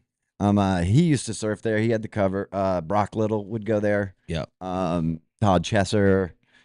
That was I'm like over- I'm the over that. premier. That was like but they weren't surfing Mavericks yet. Yeah. Like they didn't think I mean maybe some were, but this one you could kind of paddle into. I guess. 100%. I'm good on all of this. But I'm gonna be the person. exactly, dude. I don't. Listen. give a fuck. I already drank. Florida's great, and I love getting tubed. I'm You know, good. but that like Florida Escondido, I'm- yes. I've been, Pipe, I've yeah. been away a Like, handful of you hit times. the bottom, and it's a barrel, and Yeah. there's a way out. I Yeah. don't want to You know how go many times I through. surfed Waimea? I don't want to go through deep water I have reefs. That's it. No, I no desire. 100% check that off my no desire. to-do list. This one, so you have to take a boat out. Actually, you have to basically find a fisherman who's done, and you pay him Yeah. $50, $100, and he'll take you out there. And it's like 5 miles off the coast, and we're in a boat, this little panga. It's probably 15 foot. Yeah. And there's like 5 of us, and the way there, you lose sight of. I mean, like, and you're in big swells. I'm like, is this boat big enough? Shit, man. I mean, we're packed with boards, and he's like, oh no, it's good. We're like, I don't feel safe. I mean, and we got out there, and it was like 10, maybe 15 foot. It was barely breaking for Toto's. Must be of like a story of Jason Motes talking about Jaws when he went out there. It was. I mean, it was cool, novelty, right? But I mean, there's some people that I'm have good got on that. ruined at that place. I'm good on that. Nobody even surfs it really anymore. Nope, don't care. Mm-mm. No, but see, I mean, I'm telling you, you can get pushed in there, and it's tough to actually photograph because it's tough to get on land there. So if you see a shot from there, the photographer did work to get there. You could whip me in once, maybe twice, and then I'm done. Yeah, Either so way. I'll paddle into that thing. And And get the shot, I'm done. if you've surfed really cold water and big It's a meal. waves, it's like cement. So the colder water gets, the denser it gets, right? Yeah, exactly. When you, I'm telling you what, man.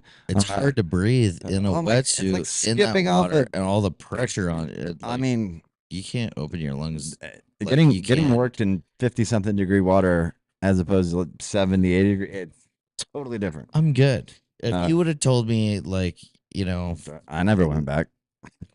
yeah, I'm good. dude, I'm good. Dude. No. Give me, double overhead.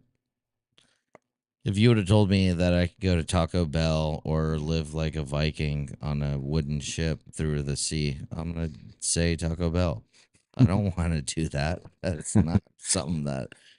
Like going out to California and like instead of going to like Rincon or Lowers or some good wave, you're like, Want me to let's go drive- surf the pier. Yeah, Oh, great. not down Where can you with put that. 50,000 spectators at Huntington Beach? So that's where they're going to run the contest. I mean, obviously a couple of guys out of there just like said, all right, who's got the biggest balls? Let's go do it. This pre-internet. This is probably why people go when. We didn't even have photographers, so actually, I got a funny story about that.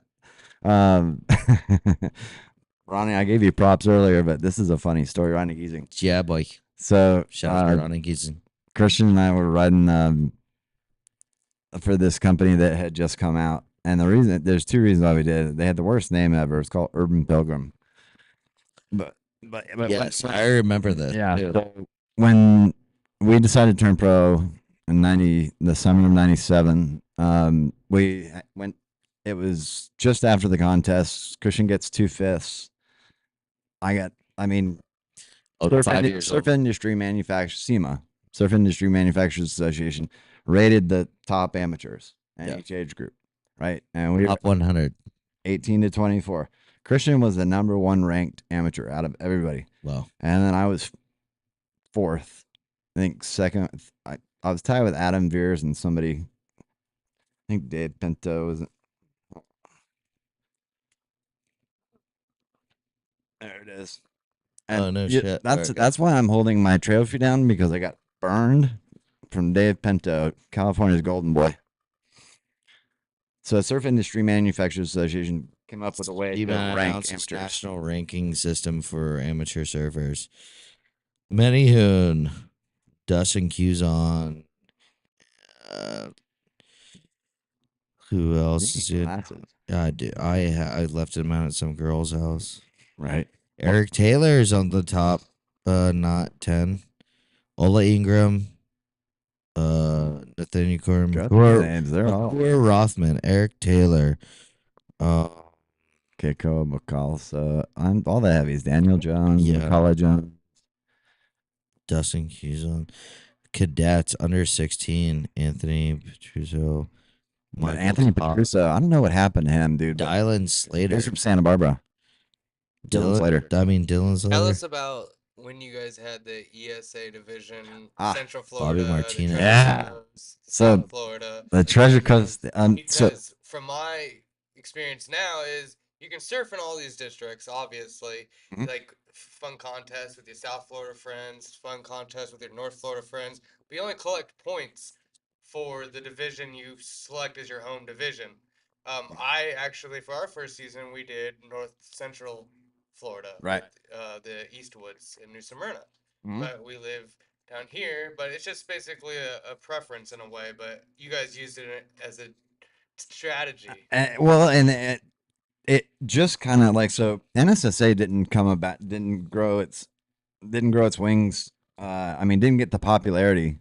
There was NSSA South, which was New Smyrna South, and then NSSA North, which was Ponce Inlet up to wherever. Georgia. But yeah, Georgia. yeah, Jacksonville. Yeah.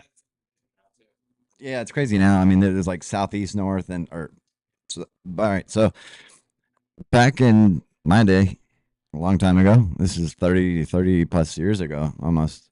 So Treasure Coast had a district, and then South Florida had a district. I think Palm Beach may have had a district, and I think they may have mixed with Miami area. Yes, Palm Beach had his own district. Yeah. And just for Palm Beach. Yeah, there weren't many surfers. I mean, those guys ended up surfing Treasure Coast. So yeah, this was just back when, really nobody surfed up a division. They didn't. It was either frowned upon or actually they just didn't let you do it. Your age group is where you stay.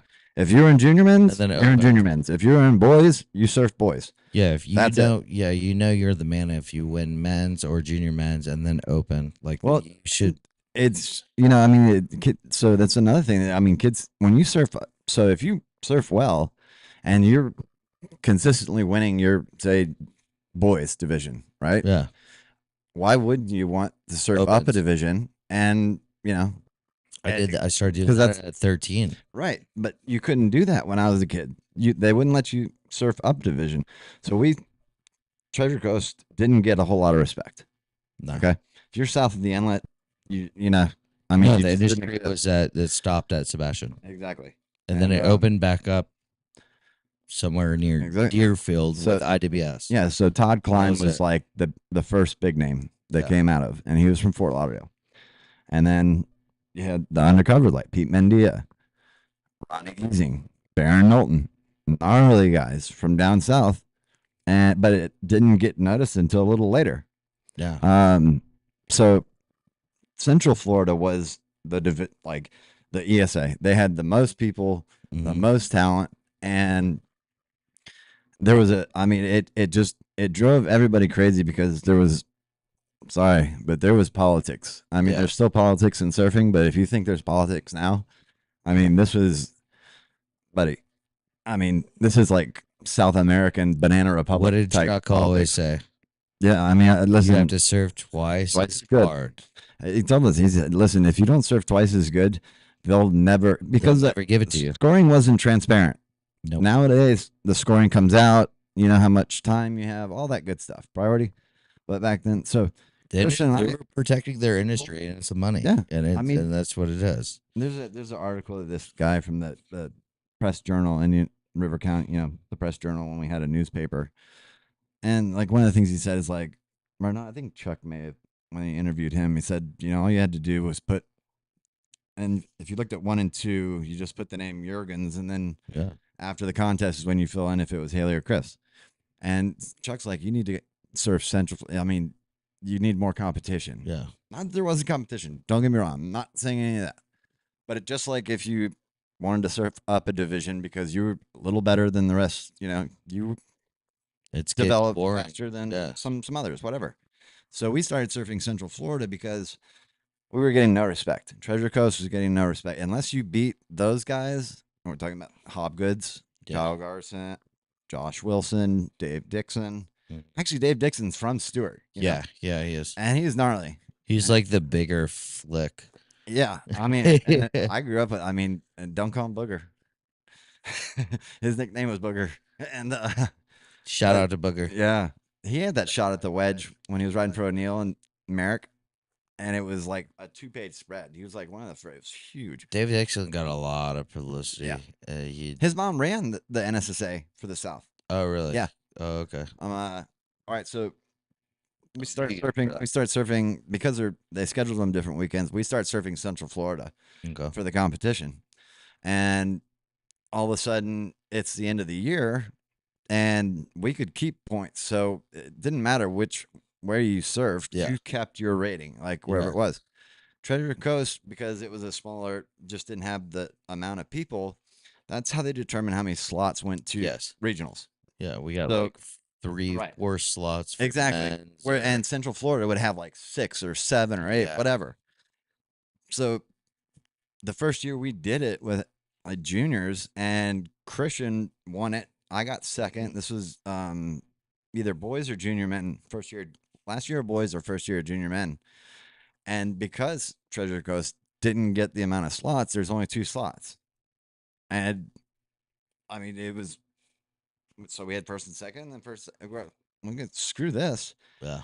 We're taking Central Florida spots, giving third and fourth their spots. So we had them and said, you know what? Hey, So you It's guys in the took book. your slots in North and Central Florida. Central Florida, Yep. and then Treasure Coast is And then knocking out actually more competition because Yeah. it's backed up there. And they didn't like that very much. And then it's kind of funny. Like, yeah, I get it. the next year at regionals, Southeast regionals, in Jacksonville, Chuck talked about this contest on the podcast.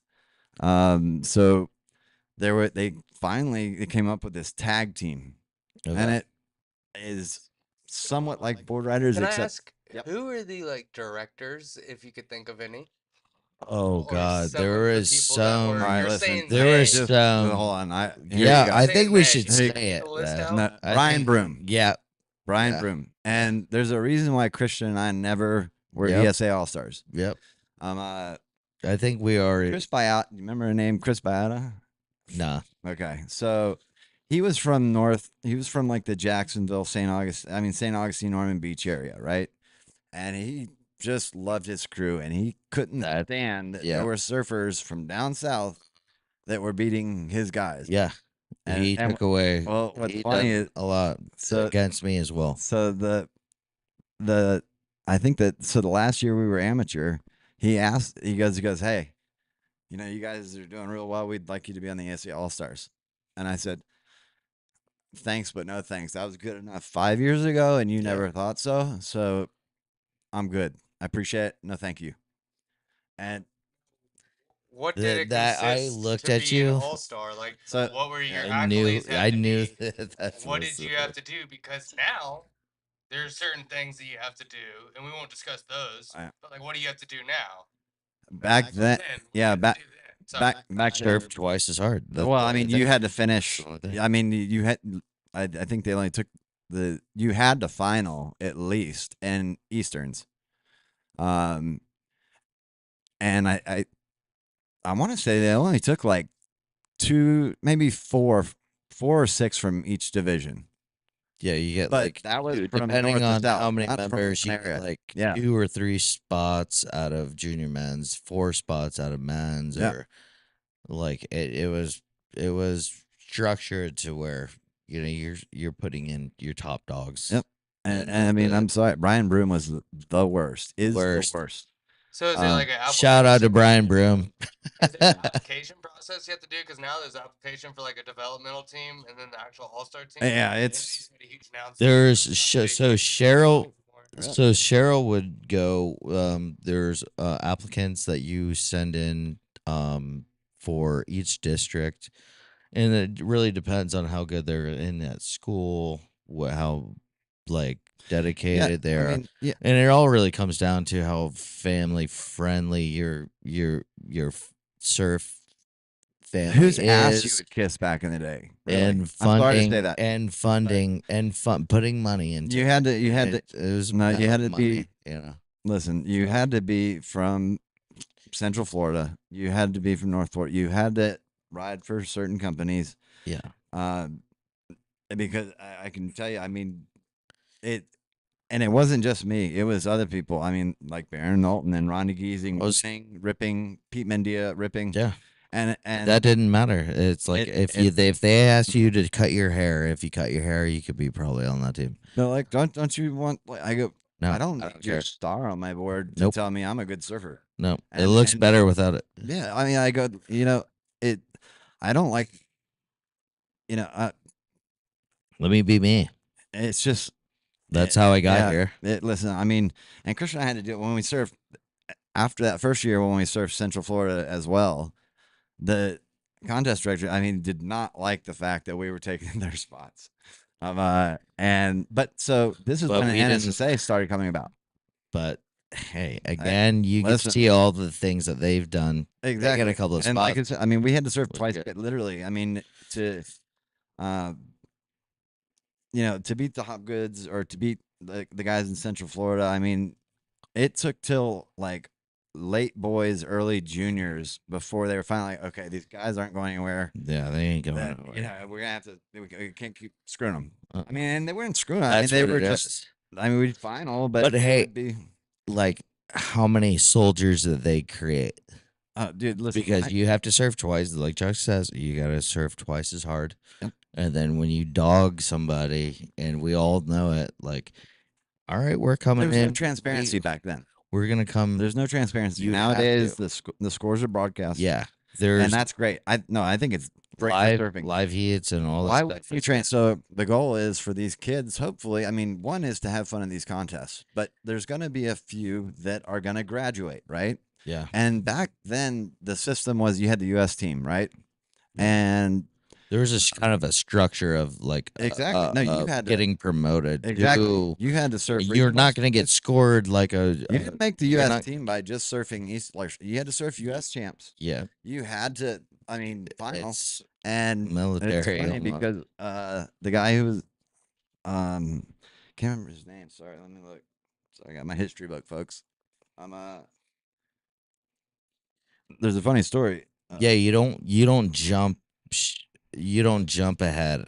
No, you earn your stripes there. You earn your junior men's champ, and then you earn your everything that you have to do. So, and if you make it to the top, There it is. and I'm you throw somebody Walsh. off that they watched and poured money into, and their family poured money into that thing, you're gonna get judged critically against. Tom For Walsh. sure. Tom Walsh was the guy running Tom Walsh. the team. the U.S. amateur Good. team. Good. Good guy, but Good he guy. was very heavy Central Florida, whatever. And then Christian and I went out and had a great. I mean, There was I don't know. Do you but want me to read that's this real quick? All right. go for it. Yeah. So this is I didn't write this. This was written by um the Press Journal and Tom Walsh himself, actually. So Tom Walsh was the director for the U.S. Yeah. team. He was competition director. So Yeah. he picked out who was going to compete at the ISA championships. Mm. So that was what now Prime does, right?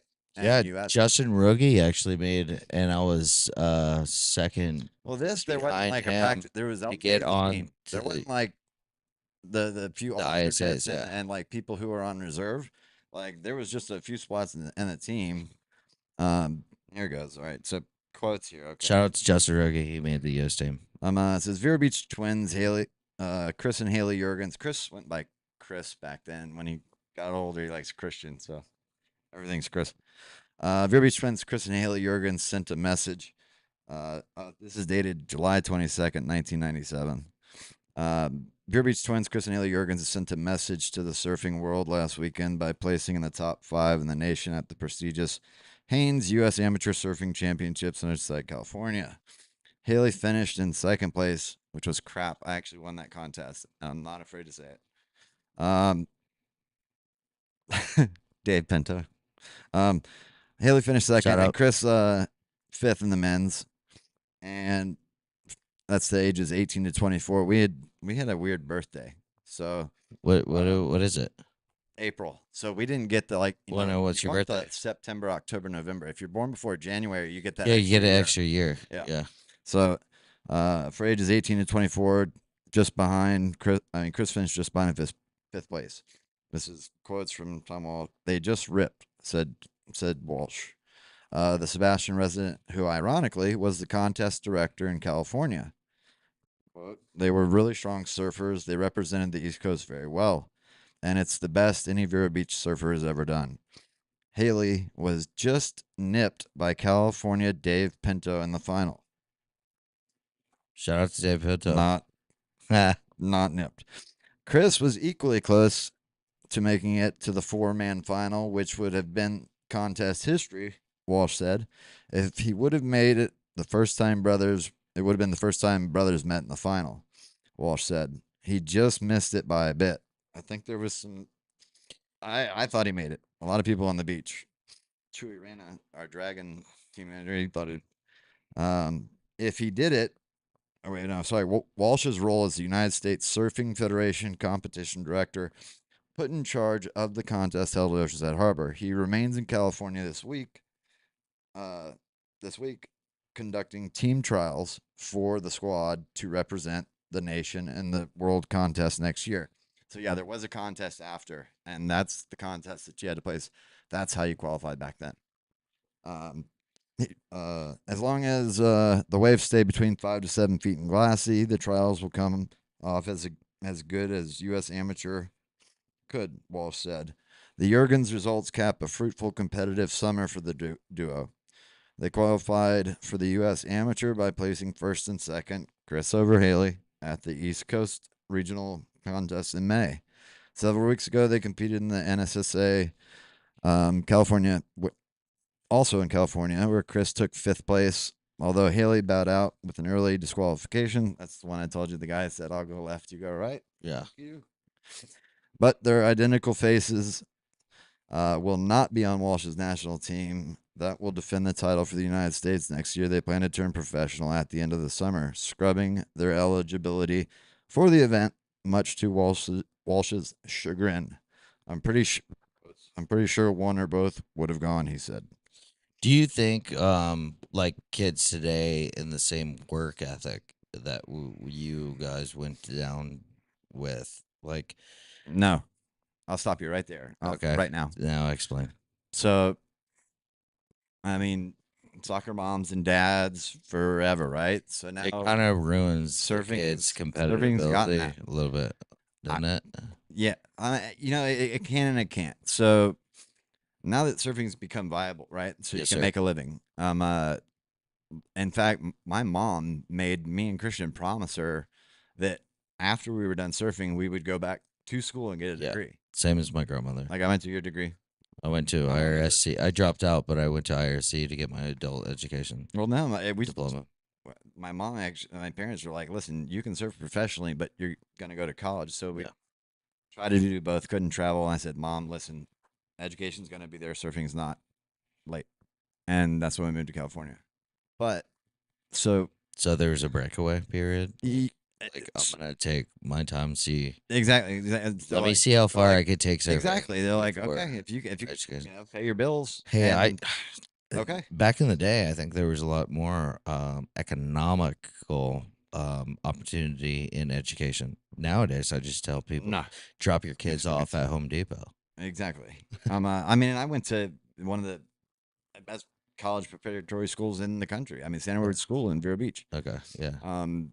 It's a great education, but we actually had to transfer to Vero Beach High School because you can only have 3 unexcused absences at St. Edward's, and otherwise they flunk you. I remember that. So we're like, "Hey, sorry, I mean, we're missing Easterns every year, missing tons of contests." And I said, look, Mom, I mean, I'm not gonna be the next Einstein or Bill. I mean, whatever. I was pretty smart, but I'm not gonna change the world. So we transferred to high school halfway through 11th grade so you could miss more school. Yeah. And they supported our surfing. They understood, and it worked out. And so My mom was pretty lenient on me. yeah, I mean, but so sometimes kids were homeschooled. Like the Hopgoods, they went to high school. They weren't homeschooled. I Slater mean, did there were too. like almost nobody was homeschooled back in the day. Like you went to school and then you got to surf after school, and whatever the case was. My mom surfed, so I would like if the waves are good, she'd be like, "Do you want drop my sister off?" She's a little bit older than me, so she we went to middle school. I'm still in elementary. She'd be like, "You want to go? You want to go surf?" Oh my god! I'm like, "Oh I- yes, please." And she'd already have the boards. I checked Oh, the the boards waves. never left her We car. checked the waves every morning before we went to school. Of course, Yeah. didn't have surf line back then. And then you could just look at it. I'm looking at overhead, perfect peak sea grows, A-frames, and going, oh my God, I got to go to school and just wait until 3 o'clock and hope the wind doesn't get on and hope it's good, I wonder what the best progressiveness of education would be for a building, the youth right now to be able to have both options. Like it is. Well, I mean, now, the schools are so screwed up, public schools and Yeah. education, what's going on that, Yeah. I mean, and homeschooling has come so far because of internet and whatever that, Yeah. that you can get as Nobody- equally a good at education, being homeschooled or nobody better. nobody works at the office anymore. Yeah. So I mean, it all more power to them. So I mean, the same progressive exactly. stuff that you can work out of your home life can Well, be. here's the It just depends on the family. But, It really I mean, does, It's like just because your kid wins a contest, don't pull them out of school and think they're going to be the next Kelly Slater, because very But if few. they're bright, There are so. I mean, look at Ian Gentile, rookie of the year last year. Yeah. Callum Robson the year before on the CT. All they had were board sponsors. yeah, Michael Rodriguez just rides for Mayhem. I mean, there are so many gnarly guys. No support, no sticker on their board. I mean, it's what would I mean, be well, beautiful? Let me preface that though. Yes, sir. Because here's the thing: when we were getting to the point where it was time to make that, we Yeah, graduated, it's time to make choice. make time. Free surfing and traveling. So just being a photo, they call it photo slut. Yeah. And traveling and getting pictures was equally as important as doing well in a contest, Yeah. if not more. Because really, what they wanted to see and how you made your Dude. money back in the day was photo incentive. Yeah, You appeared in a magazine. I mean, Mhm. you had contracts, each your sponsor. Hey, there's Chris. there's Chris. Yeah, But I mean, so I'd wait for every magazine to come out, and I'd be like, oh, yeah. the magazine. So if you were in an ad, it was worth like half. If it was, and regular publicity. Hey, you know what's funny about this story? Yes, sir. So in this last contest at the Treasure Coast Board Riders, you qualified. Yeah, At boy. Fort Pierce. So a few contests ago at Smyrna, Pete and Christian surfed at Pete Mendia and Chris surfed at the same time. Yeah. Oh wow. And Who won? so Pete got him by half a Oh, point. yeah. And Chris was a little salty because he kind of felt like his wave was better. Chris surfed really good. So that was literally the third wave Christian has surfed in a year. That was such a That was the good second and third wave. that The was first one was to the end of the year The to first one. have the surfboard riders and for us to qualify to bring it home. Dude. Our home beach was such like all right, yeah, jackpot. let's go. That I hope that Listen, pushes I mean, everyone that's huge. on because our team to just put Listen, all there of it was close in. contests between the first one. There's 30 points that separated first through third, right?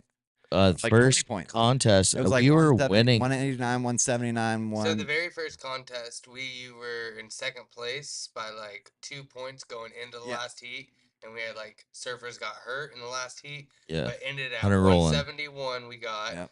Space Coast got 179, Yep. and New Smyrna's 20s obviously blew up and got 193. Yep. So like I feel That's like we still- could have been at that 193 mark Oh, hands telling you. down that day. yeah. Like we threw down even like We surfed twice as hard. We surfed, you know So, this. the We thing, surfed too, that twice I, as hard like, on that see one. a big Well- thing with consistency with that too is like obviously we're gonna have issues, but it's like having a team back you up. Yep. Because Mhm. I'll tell you now, and I saw it, Colby blew it, right? Colby didn't catch a wave, or she caught that huge bomb and got slammed. But Colby's been at every other contest Right. Yeah. dropping fours. Yep. So like everyone has the Well, worst day of their life there at you the go. worst time. That Oh, I did four, not how do good. Magic was a 4 last weekend. Exactly.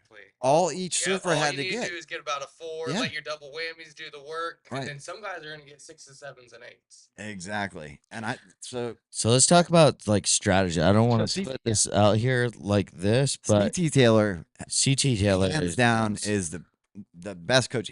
He's always Yeah. and CT had a great career. I mean, it shorter, but CT. I mean, he Legend. legend. Yeah. In fact, actually, I gotta.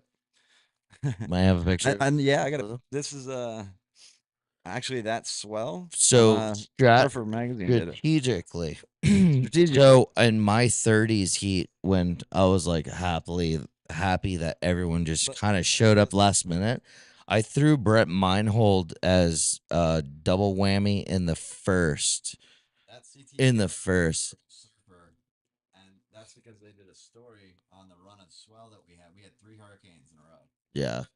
Is it was Inlet, Sebastian Inlet. And let's see. So Hurricane Relief, Twisted Sister, Rock the East. This was Microphone. sorry. This was Surfer's cover with CT Taylor on it, and Hurricane Relief, Twisted Sister, Rock the East Coast. And it's so they did this East Coast feature. Came out in February of '99. And he likes hot rods. That's what I really I like. Here's the thing. I'm from a car family, so So you know. all right, let me finish the CT. Okay. So CT obviously had tons of competition. Surfing and whatever. Yeah. What most kids don't realize today is heat smarts and strategy are hugely important, and it has exposed itself in this team format. It does. Right. So CTT looked at me. I mean, I picked his brain because it just, I don't know, the first contest we ended up standing next to each other, and I was like, Yeah. like, and he's cool. We've been friends for a year, and he taught me, he goes, we talk, okay. Yeah. And he said it's 50% surfing and it's 50% strategy, It is. and it's the truth because I mean, In the floor mat, Yeah. that's what makes it so There's- compatible, though. right, exactly. Like, I mean, because everyone rips, but when you have a 4-man Well, team and you're strategic, it so- makes it so fair as so well. a team like every team has like any family. There's gonna be ups and downs and whatever. Yep. But what CT has done is he's had I mean, because obviously they have more than 4 people that could surf in those contests, right? Yeah. They put Stacked. egos on the shelf. Yeah. He goes, it's not about, how good you surf or whatever. Yeah. This is, listen, I mean, mathematically, there's a way to do that, right? Yeah. And, I mean, that's what you'll see. Like some of the people will go out, catch one wave, and it's like, oh, I mean, that was like say like Paul Reineke or something goes out, boom, 6. He's capable of a higher score. Yeah. But how But are you gonna like, save he your gets that time? wave, and he saved time. He's like, Yeah. yeah, let's go. I And like then, to like how I put Brent Meinhold as our double whammy first. That way, like, so- but Well, I he think too, what happens is that not a lot of people understand. Like when you watch the World Games, there's only 4 people on a team. mm, We're dealing Yep. with 7 divisions. Exactly. So it's Yeah. like divisions, every age, and then I was thinking of like a cool way like to do it that we talk about the women and stuff. We have a lot of women that rip, yeah. and if we're going to like let's just say a championship division and we had all of a sudden we just lost. Literally, we're gonna have not lose 2 or 3 or 4 of our 14 and unders that have been undefeated for 3 seasons, basically. Yep. Colby just got a sick one. Is going to Dude, she's 15, hard as- 15 listen, years old. Hey, So we're gonna that basically. girl ain't afraid to go. No, that was a sick. She's crazy. So we're gonna be getting girls that could potentially fill in the 14 and under to 15 and under in championship events. Think how many contests do we have? 3 competitors. Just well, so actually, this is The a one good that thing on hurt us. us. Yeah. Actually, this is we got our first time only was last Sebastian. We had 2 surfers in the 20s, and that was the only time actually we lost. Mm-hmm. But with points wise, we basically lose points with some guys. But a 1's better than a 0. So Exactly. they'll go out there and they'll throw up a 1. That's it. So a good, what was an average score last weekend? 4 or 5. Yeah. Right? Yeah, that's what it should be, and then your double 4.5, whammies going something like off, that. and then Yeah. sometimes our double whammies there's 2 double whammies in one Right. division, And- like Charlie and Cole, but Cole's going up, Oh. Jude's going up, Jake Griffin's going Yeah. up. So we just bumped 3 of our 14 and under to 15, and now we got a plethora of 15 and under, Right. 15 and 19. So, I Our mean, 30s this is going to are help. Like, stacked listen, hey, we qualified for as the well. cup. There are already people I've talked to that are like, people, it's taken a little while longer for some that haven't been competing or whatever to see, like, oh my God, Charles. this is awesome. This is so much fun. I mean, it literally is. I know It I have is. not had more fun at a contest than when this came out. But hold on a 'Cause- second. Yeah. Back to, it reminds me because the first tag team, it was only 4 surfers. Each ESA district picked 4 surfers. Didn't matter their age or gender. Yeah. Me, Christian, Jonathan Flick, Danny Estes. Yeah. Of course, Treasure Coast.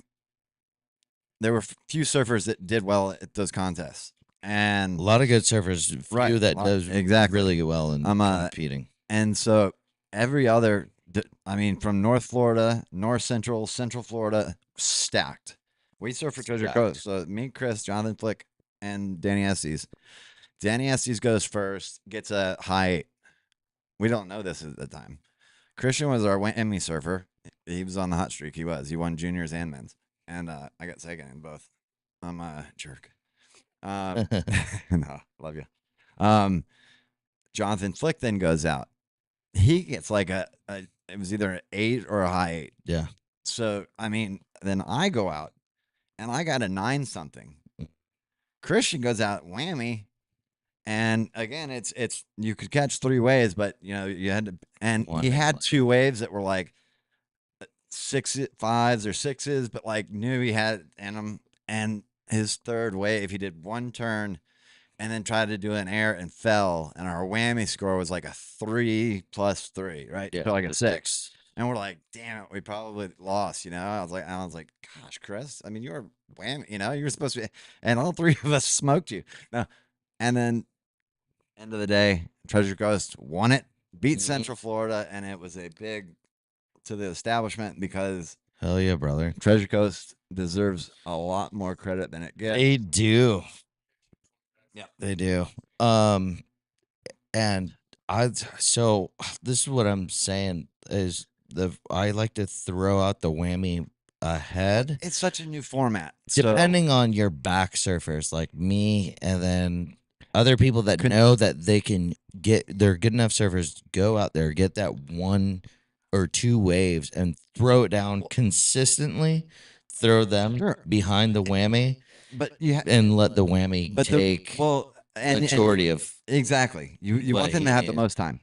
So And so where's Conditions, okay. your because you say Conditions. you like conditions you like determine the whammy on exactly. the ass end. So don't depending on the like- conditions, first or fourth. Okay. Okay. Why? Because they should have the most time. Yeah. Because they're gonna get you the best score. And generally you can count on them if the conditions are good. Really first or fourth. Bang. Because you know they're gonna I mean like He's a good surfer. You know, He's gonna exactly. Dan I mean, Holman went out what- with 13 minutes left in New Smyrna, dropped like a 6 and then like a 7 or a 7 and then a 6, then double whammy that. Well- And he's like, oh, I had more 4 minutes. That's good Like- enough. I could have got it. Yeah, that's Exa- crazy. But if You you, know, don't, But some of the surfers that are qualified to do I the hate to turns put and the get pressure on the points, they might whammies. not be qualified within another thing 13 is minutes. Yes. another thing is I hate Never. to put the pressure on the whammies at the last rut because now they're not No, thinking no, because you about need- doing the best waves. They're thinking more about I'm the last person, so the clock is We running had, down. I'll say You gotta- Michelle so I and want to throw Brent him have with worked amazing under pressure. Well, Brett exactly. always will. Like with Michelle crazy rips. pressure, Michelle under rips. pressure. Yeah. And actually, Culture Shock.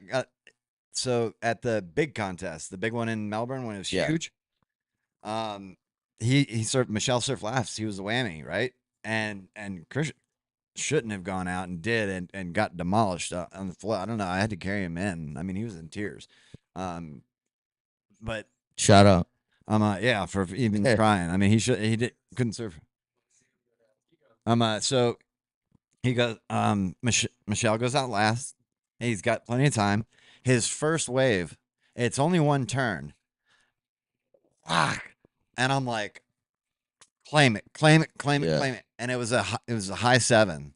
Yeah. And then Lance looks at me. He's like, "What are you doing? There's like 10 minutes left. You could do better." I go, "Bro, Get him in. I'm like, it doesn't that's matter. like a high 7." He goes, "Oh no." He goes, "Listen, I'm not Lance. So- Trust me. I don't. It's not that I don't know. I don't think he can do better. Yeah. But like, listen, That gives you know, the other there's people only, that like- can't there's do only better 3 more minutes. time to do There's better. like 7 minutes left. So And then And you're what if gonna- he falls on the second wave? Exactly. Exactly. But And then he ripped has it. so much more pressure He on the ripped third. it, and Yeah. Lance is like, "Oh, look, see, you know." And I go, then I- all your I go, Well, media- this is what I your get. high It end- it gets came in we're all talking. over a point. I know. I'm sorry, but it came in over a point lower, and I was like, "Lance, that's exactly why." And Yeah. he barely got it in time. So like, I think too, like what happens is sometimes it's good. It's a good thing. Like the judges will get excited. So Yeah. like the judging, this was the we'll best be judging. like, this guy just did 2 or 3 turns and got like a 7, and then Michelle does 1 turn. Like we know it's probably a 6 or a 7 or an 8, Yeah. like Yep. because of whatever that situation was. But it's like. Then they get excited. Oh well, maybe he could do more turns. Because if more turns, then it's See, gonna be that's a 9 the or 10. Well, credit- it's like then 2 Nope. turns could be a 10. Yeah. Just So, get it through but your head. It credit could be is- credit- a 10. They're, I'll and tell you what, they're credit not going to this- give it to this him last either. contest. They're not going to was give him a the 10. best judging I've actually ever seen at a contest. Period. It's really good. It was so they were dead on, and Those hey, boys were kudos. on it. I mean, seriously, guys, Dane, freaking Mason. Dude, Colby's Yeah. crazy. I'm telling you, Mason she's Sapp, gorgeous. shout out. I mean, Mason's been my boy for years. Yeah. And it was a big deal for us to qualify. It was. I mean, I think it was the major point too. But was we like, had a heat to gain a whole bunch more points. We were going to make it either way. well, I mean, that was Still also was the pressure close. though, That was still because close. yeah, it got Yeah. inconsistent. So Close, you're but kind of thinking like, oh, no worries, we only need 13 points per division, but all of a sudden, yeah. things go sideways sometimes. dude, and we're Like trying, our Michelle had a count of 3-7-3 for, a And I whammy. did a 2-8-3. But like or those Colby are, missed the you wave. know, Like, Right, so- look, how many times did she miss that right? Never. Left, exactly. Right, I've seen her drop in on Look, here she goes. 8-foot waves. But Yeah. I mean, it was tough. You Yeah. could. And on a brand new I'm telling board you, for herself. I felt like such a kook at the contest because like everybody was like, oh, set, but then all of a sudden, I mean, you saw waves feathering on the reef, and then no wave came, and everybody's going this way, that way. I go, I It's- at this point. I think too. Jetty is the hardest one to coach. You're like this way, that You know what way, would be cool this too? way. The rip Go current ahead. rips through, and then Kinda. you're on You're this good. way, that way. I think it would be cool too if like one time we did like one season, since there's so not like confusion, but it's just different. Everything's different to us. Yeah. It's a new. What if we format did? They should do for like maybe everybody. like one time where, because it's so hard to judge 6 different contests, because then we're competing against the North District, and it was 1, maybe 2 foot in St. Augustine. Yeah. If they did like maybe like a video review event, like who won this contest, just like Yeah. your Well, wild card event. somebody where, like, called us everyone out. You get What? like North. someone from each club was and it do like a that- video review who- after the event or something. That Who- would be cool. I think you know what you could do too. You could have that, Huh? you know, like a separate, like Just a percentage, Yeah, like a that's 30% something like that. of the vote. exactly, Yeah. and then have a physical contest. But like to have it up at Jacksonville, so it's either going to be at the pier or at Poles. And I've surfed both. Poles, if it's firing, is Really a good. fun wave. Yeah. But I mean, where's everybody know? Where's the most consistent place to have North a Jetty. contest? North Jetty. But I'm gonna say Smyrna. Okay. Yeah. It's the most consistent. Yeah. It's got the biggest playground. It's literally the most fair place to have a contest, I think. Second place, North Jetty. Yeah. But 100%. exactly when you get into usually this is what later. I know. Shh. Shh. No, they know it. They know it every time they've had a contest there. We scored. They do. Yeah, it's no secret. They know the drills. But I'm telling you what, it's it. Brandon, thank you for everything you do Yeah, sir. because you don't get enough credit, dude. Like, Yeah. folks, Well, I mean, timeout. Like this guy Yeah. works night and day. Switch your camera to you. No, because I don't know if you know this, but I mean, I respect the hell out of you because of what you've done. I mean, you've grown Treasure Coast. Listen, I bleed Treasure Coast. I've done it since I was 10 years old in Minihu, fighting the fight with all these guys down here. And like, you know, actually at the contest when they said, oh, you know, Treasure Coast qualified, we should get him a cake. And I looked at Lance and said, Lance, we don't want cake, we want respect. Yeah. I'm glad I wasn't there for that one. Yeah, I said, dude, I looked at them all. I said, no cake, just respect. Yeah. And listen, I'm not bagging you guys. Yeah, I am. Fuck it. I'm sorry. Fuck it. We're I'm doing not- live. We just do it for the community, and we put time Yeah. and work in, and like, look, right Exactly. here, Brandon plays, and I- these boys. Yeah, I mean, I don't think any club does as Exactly. much for the community as our club does. Well, I follow all the Australian board riders clubs, and it's just like Exactly. we have a mission, a mission statement, and if you kind Mhm. of stick to your mission statement and then fall back on the roots of what you believe in, Mhm. it's just teaching kids how to surf and teaching people Yep. how to surf. That's all. You just got to keep falling back on that. Yep. And- And then there's the second part of it. So if you ask every captain, I mean, you want the club to be super successful in the community and in growing surfing and teaching surfing the right way. But just underneath it, there's that I want the cup. I want Yes. the cup. We want the cup. You know, so that's where the it's such a new It's strategy.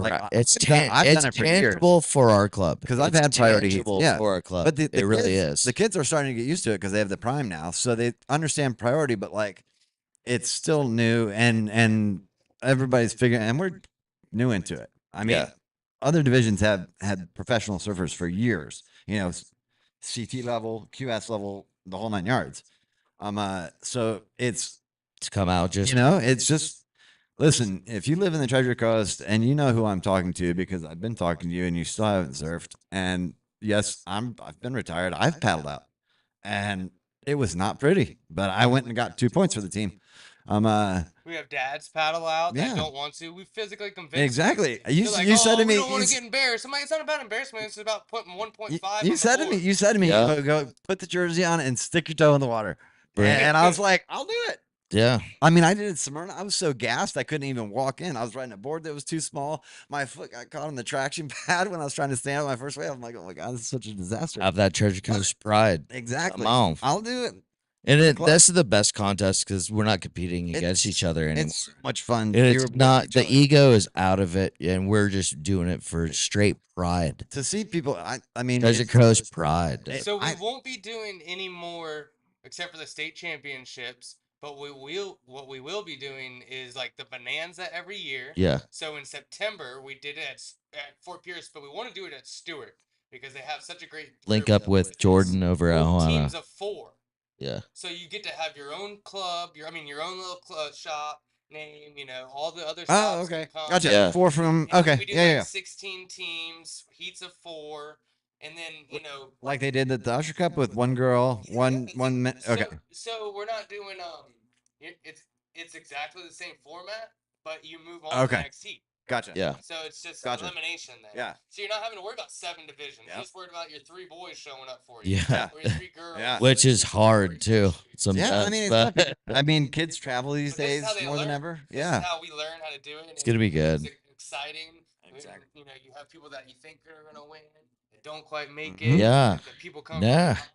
And then all 4 of the surfers were running in with 1 minute left and stuff like that. Gives you everybody in each age group like that you'd never seen shine or in the water before to all come together and see it. And none of the kids are gonna ever see that in ESA and SSA.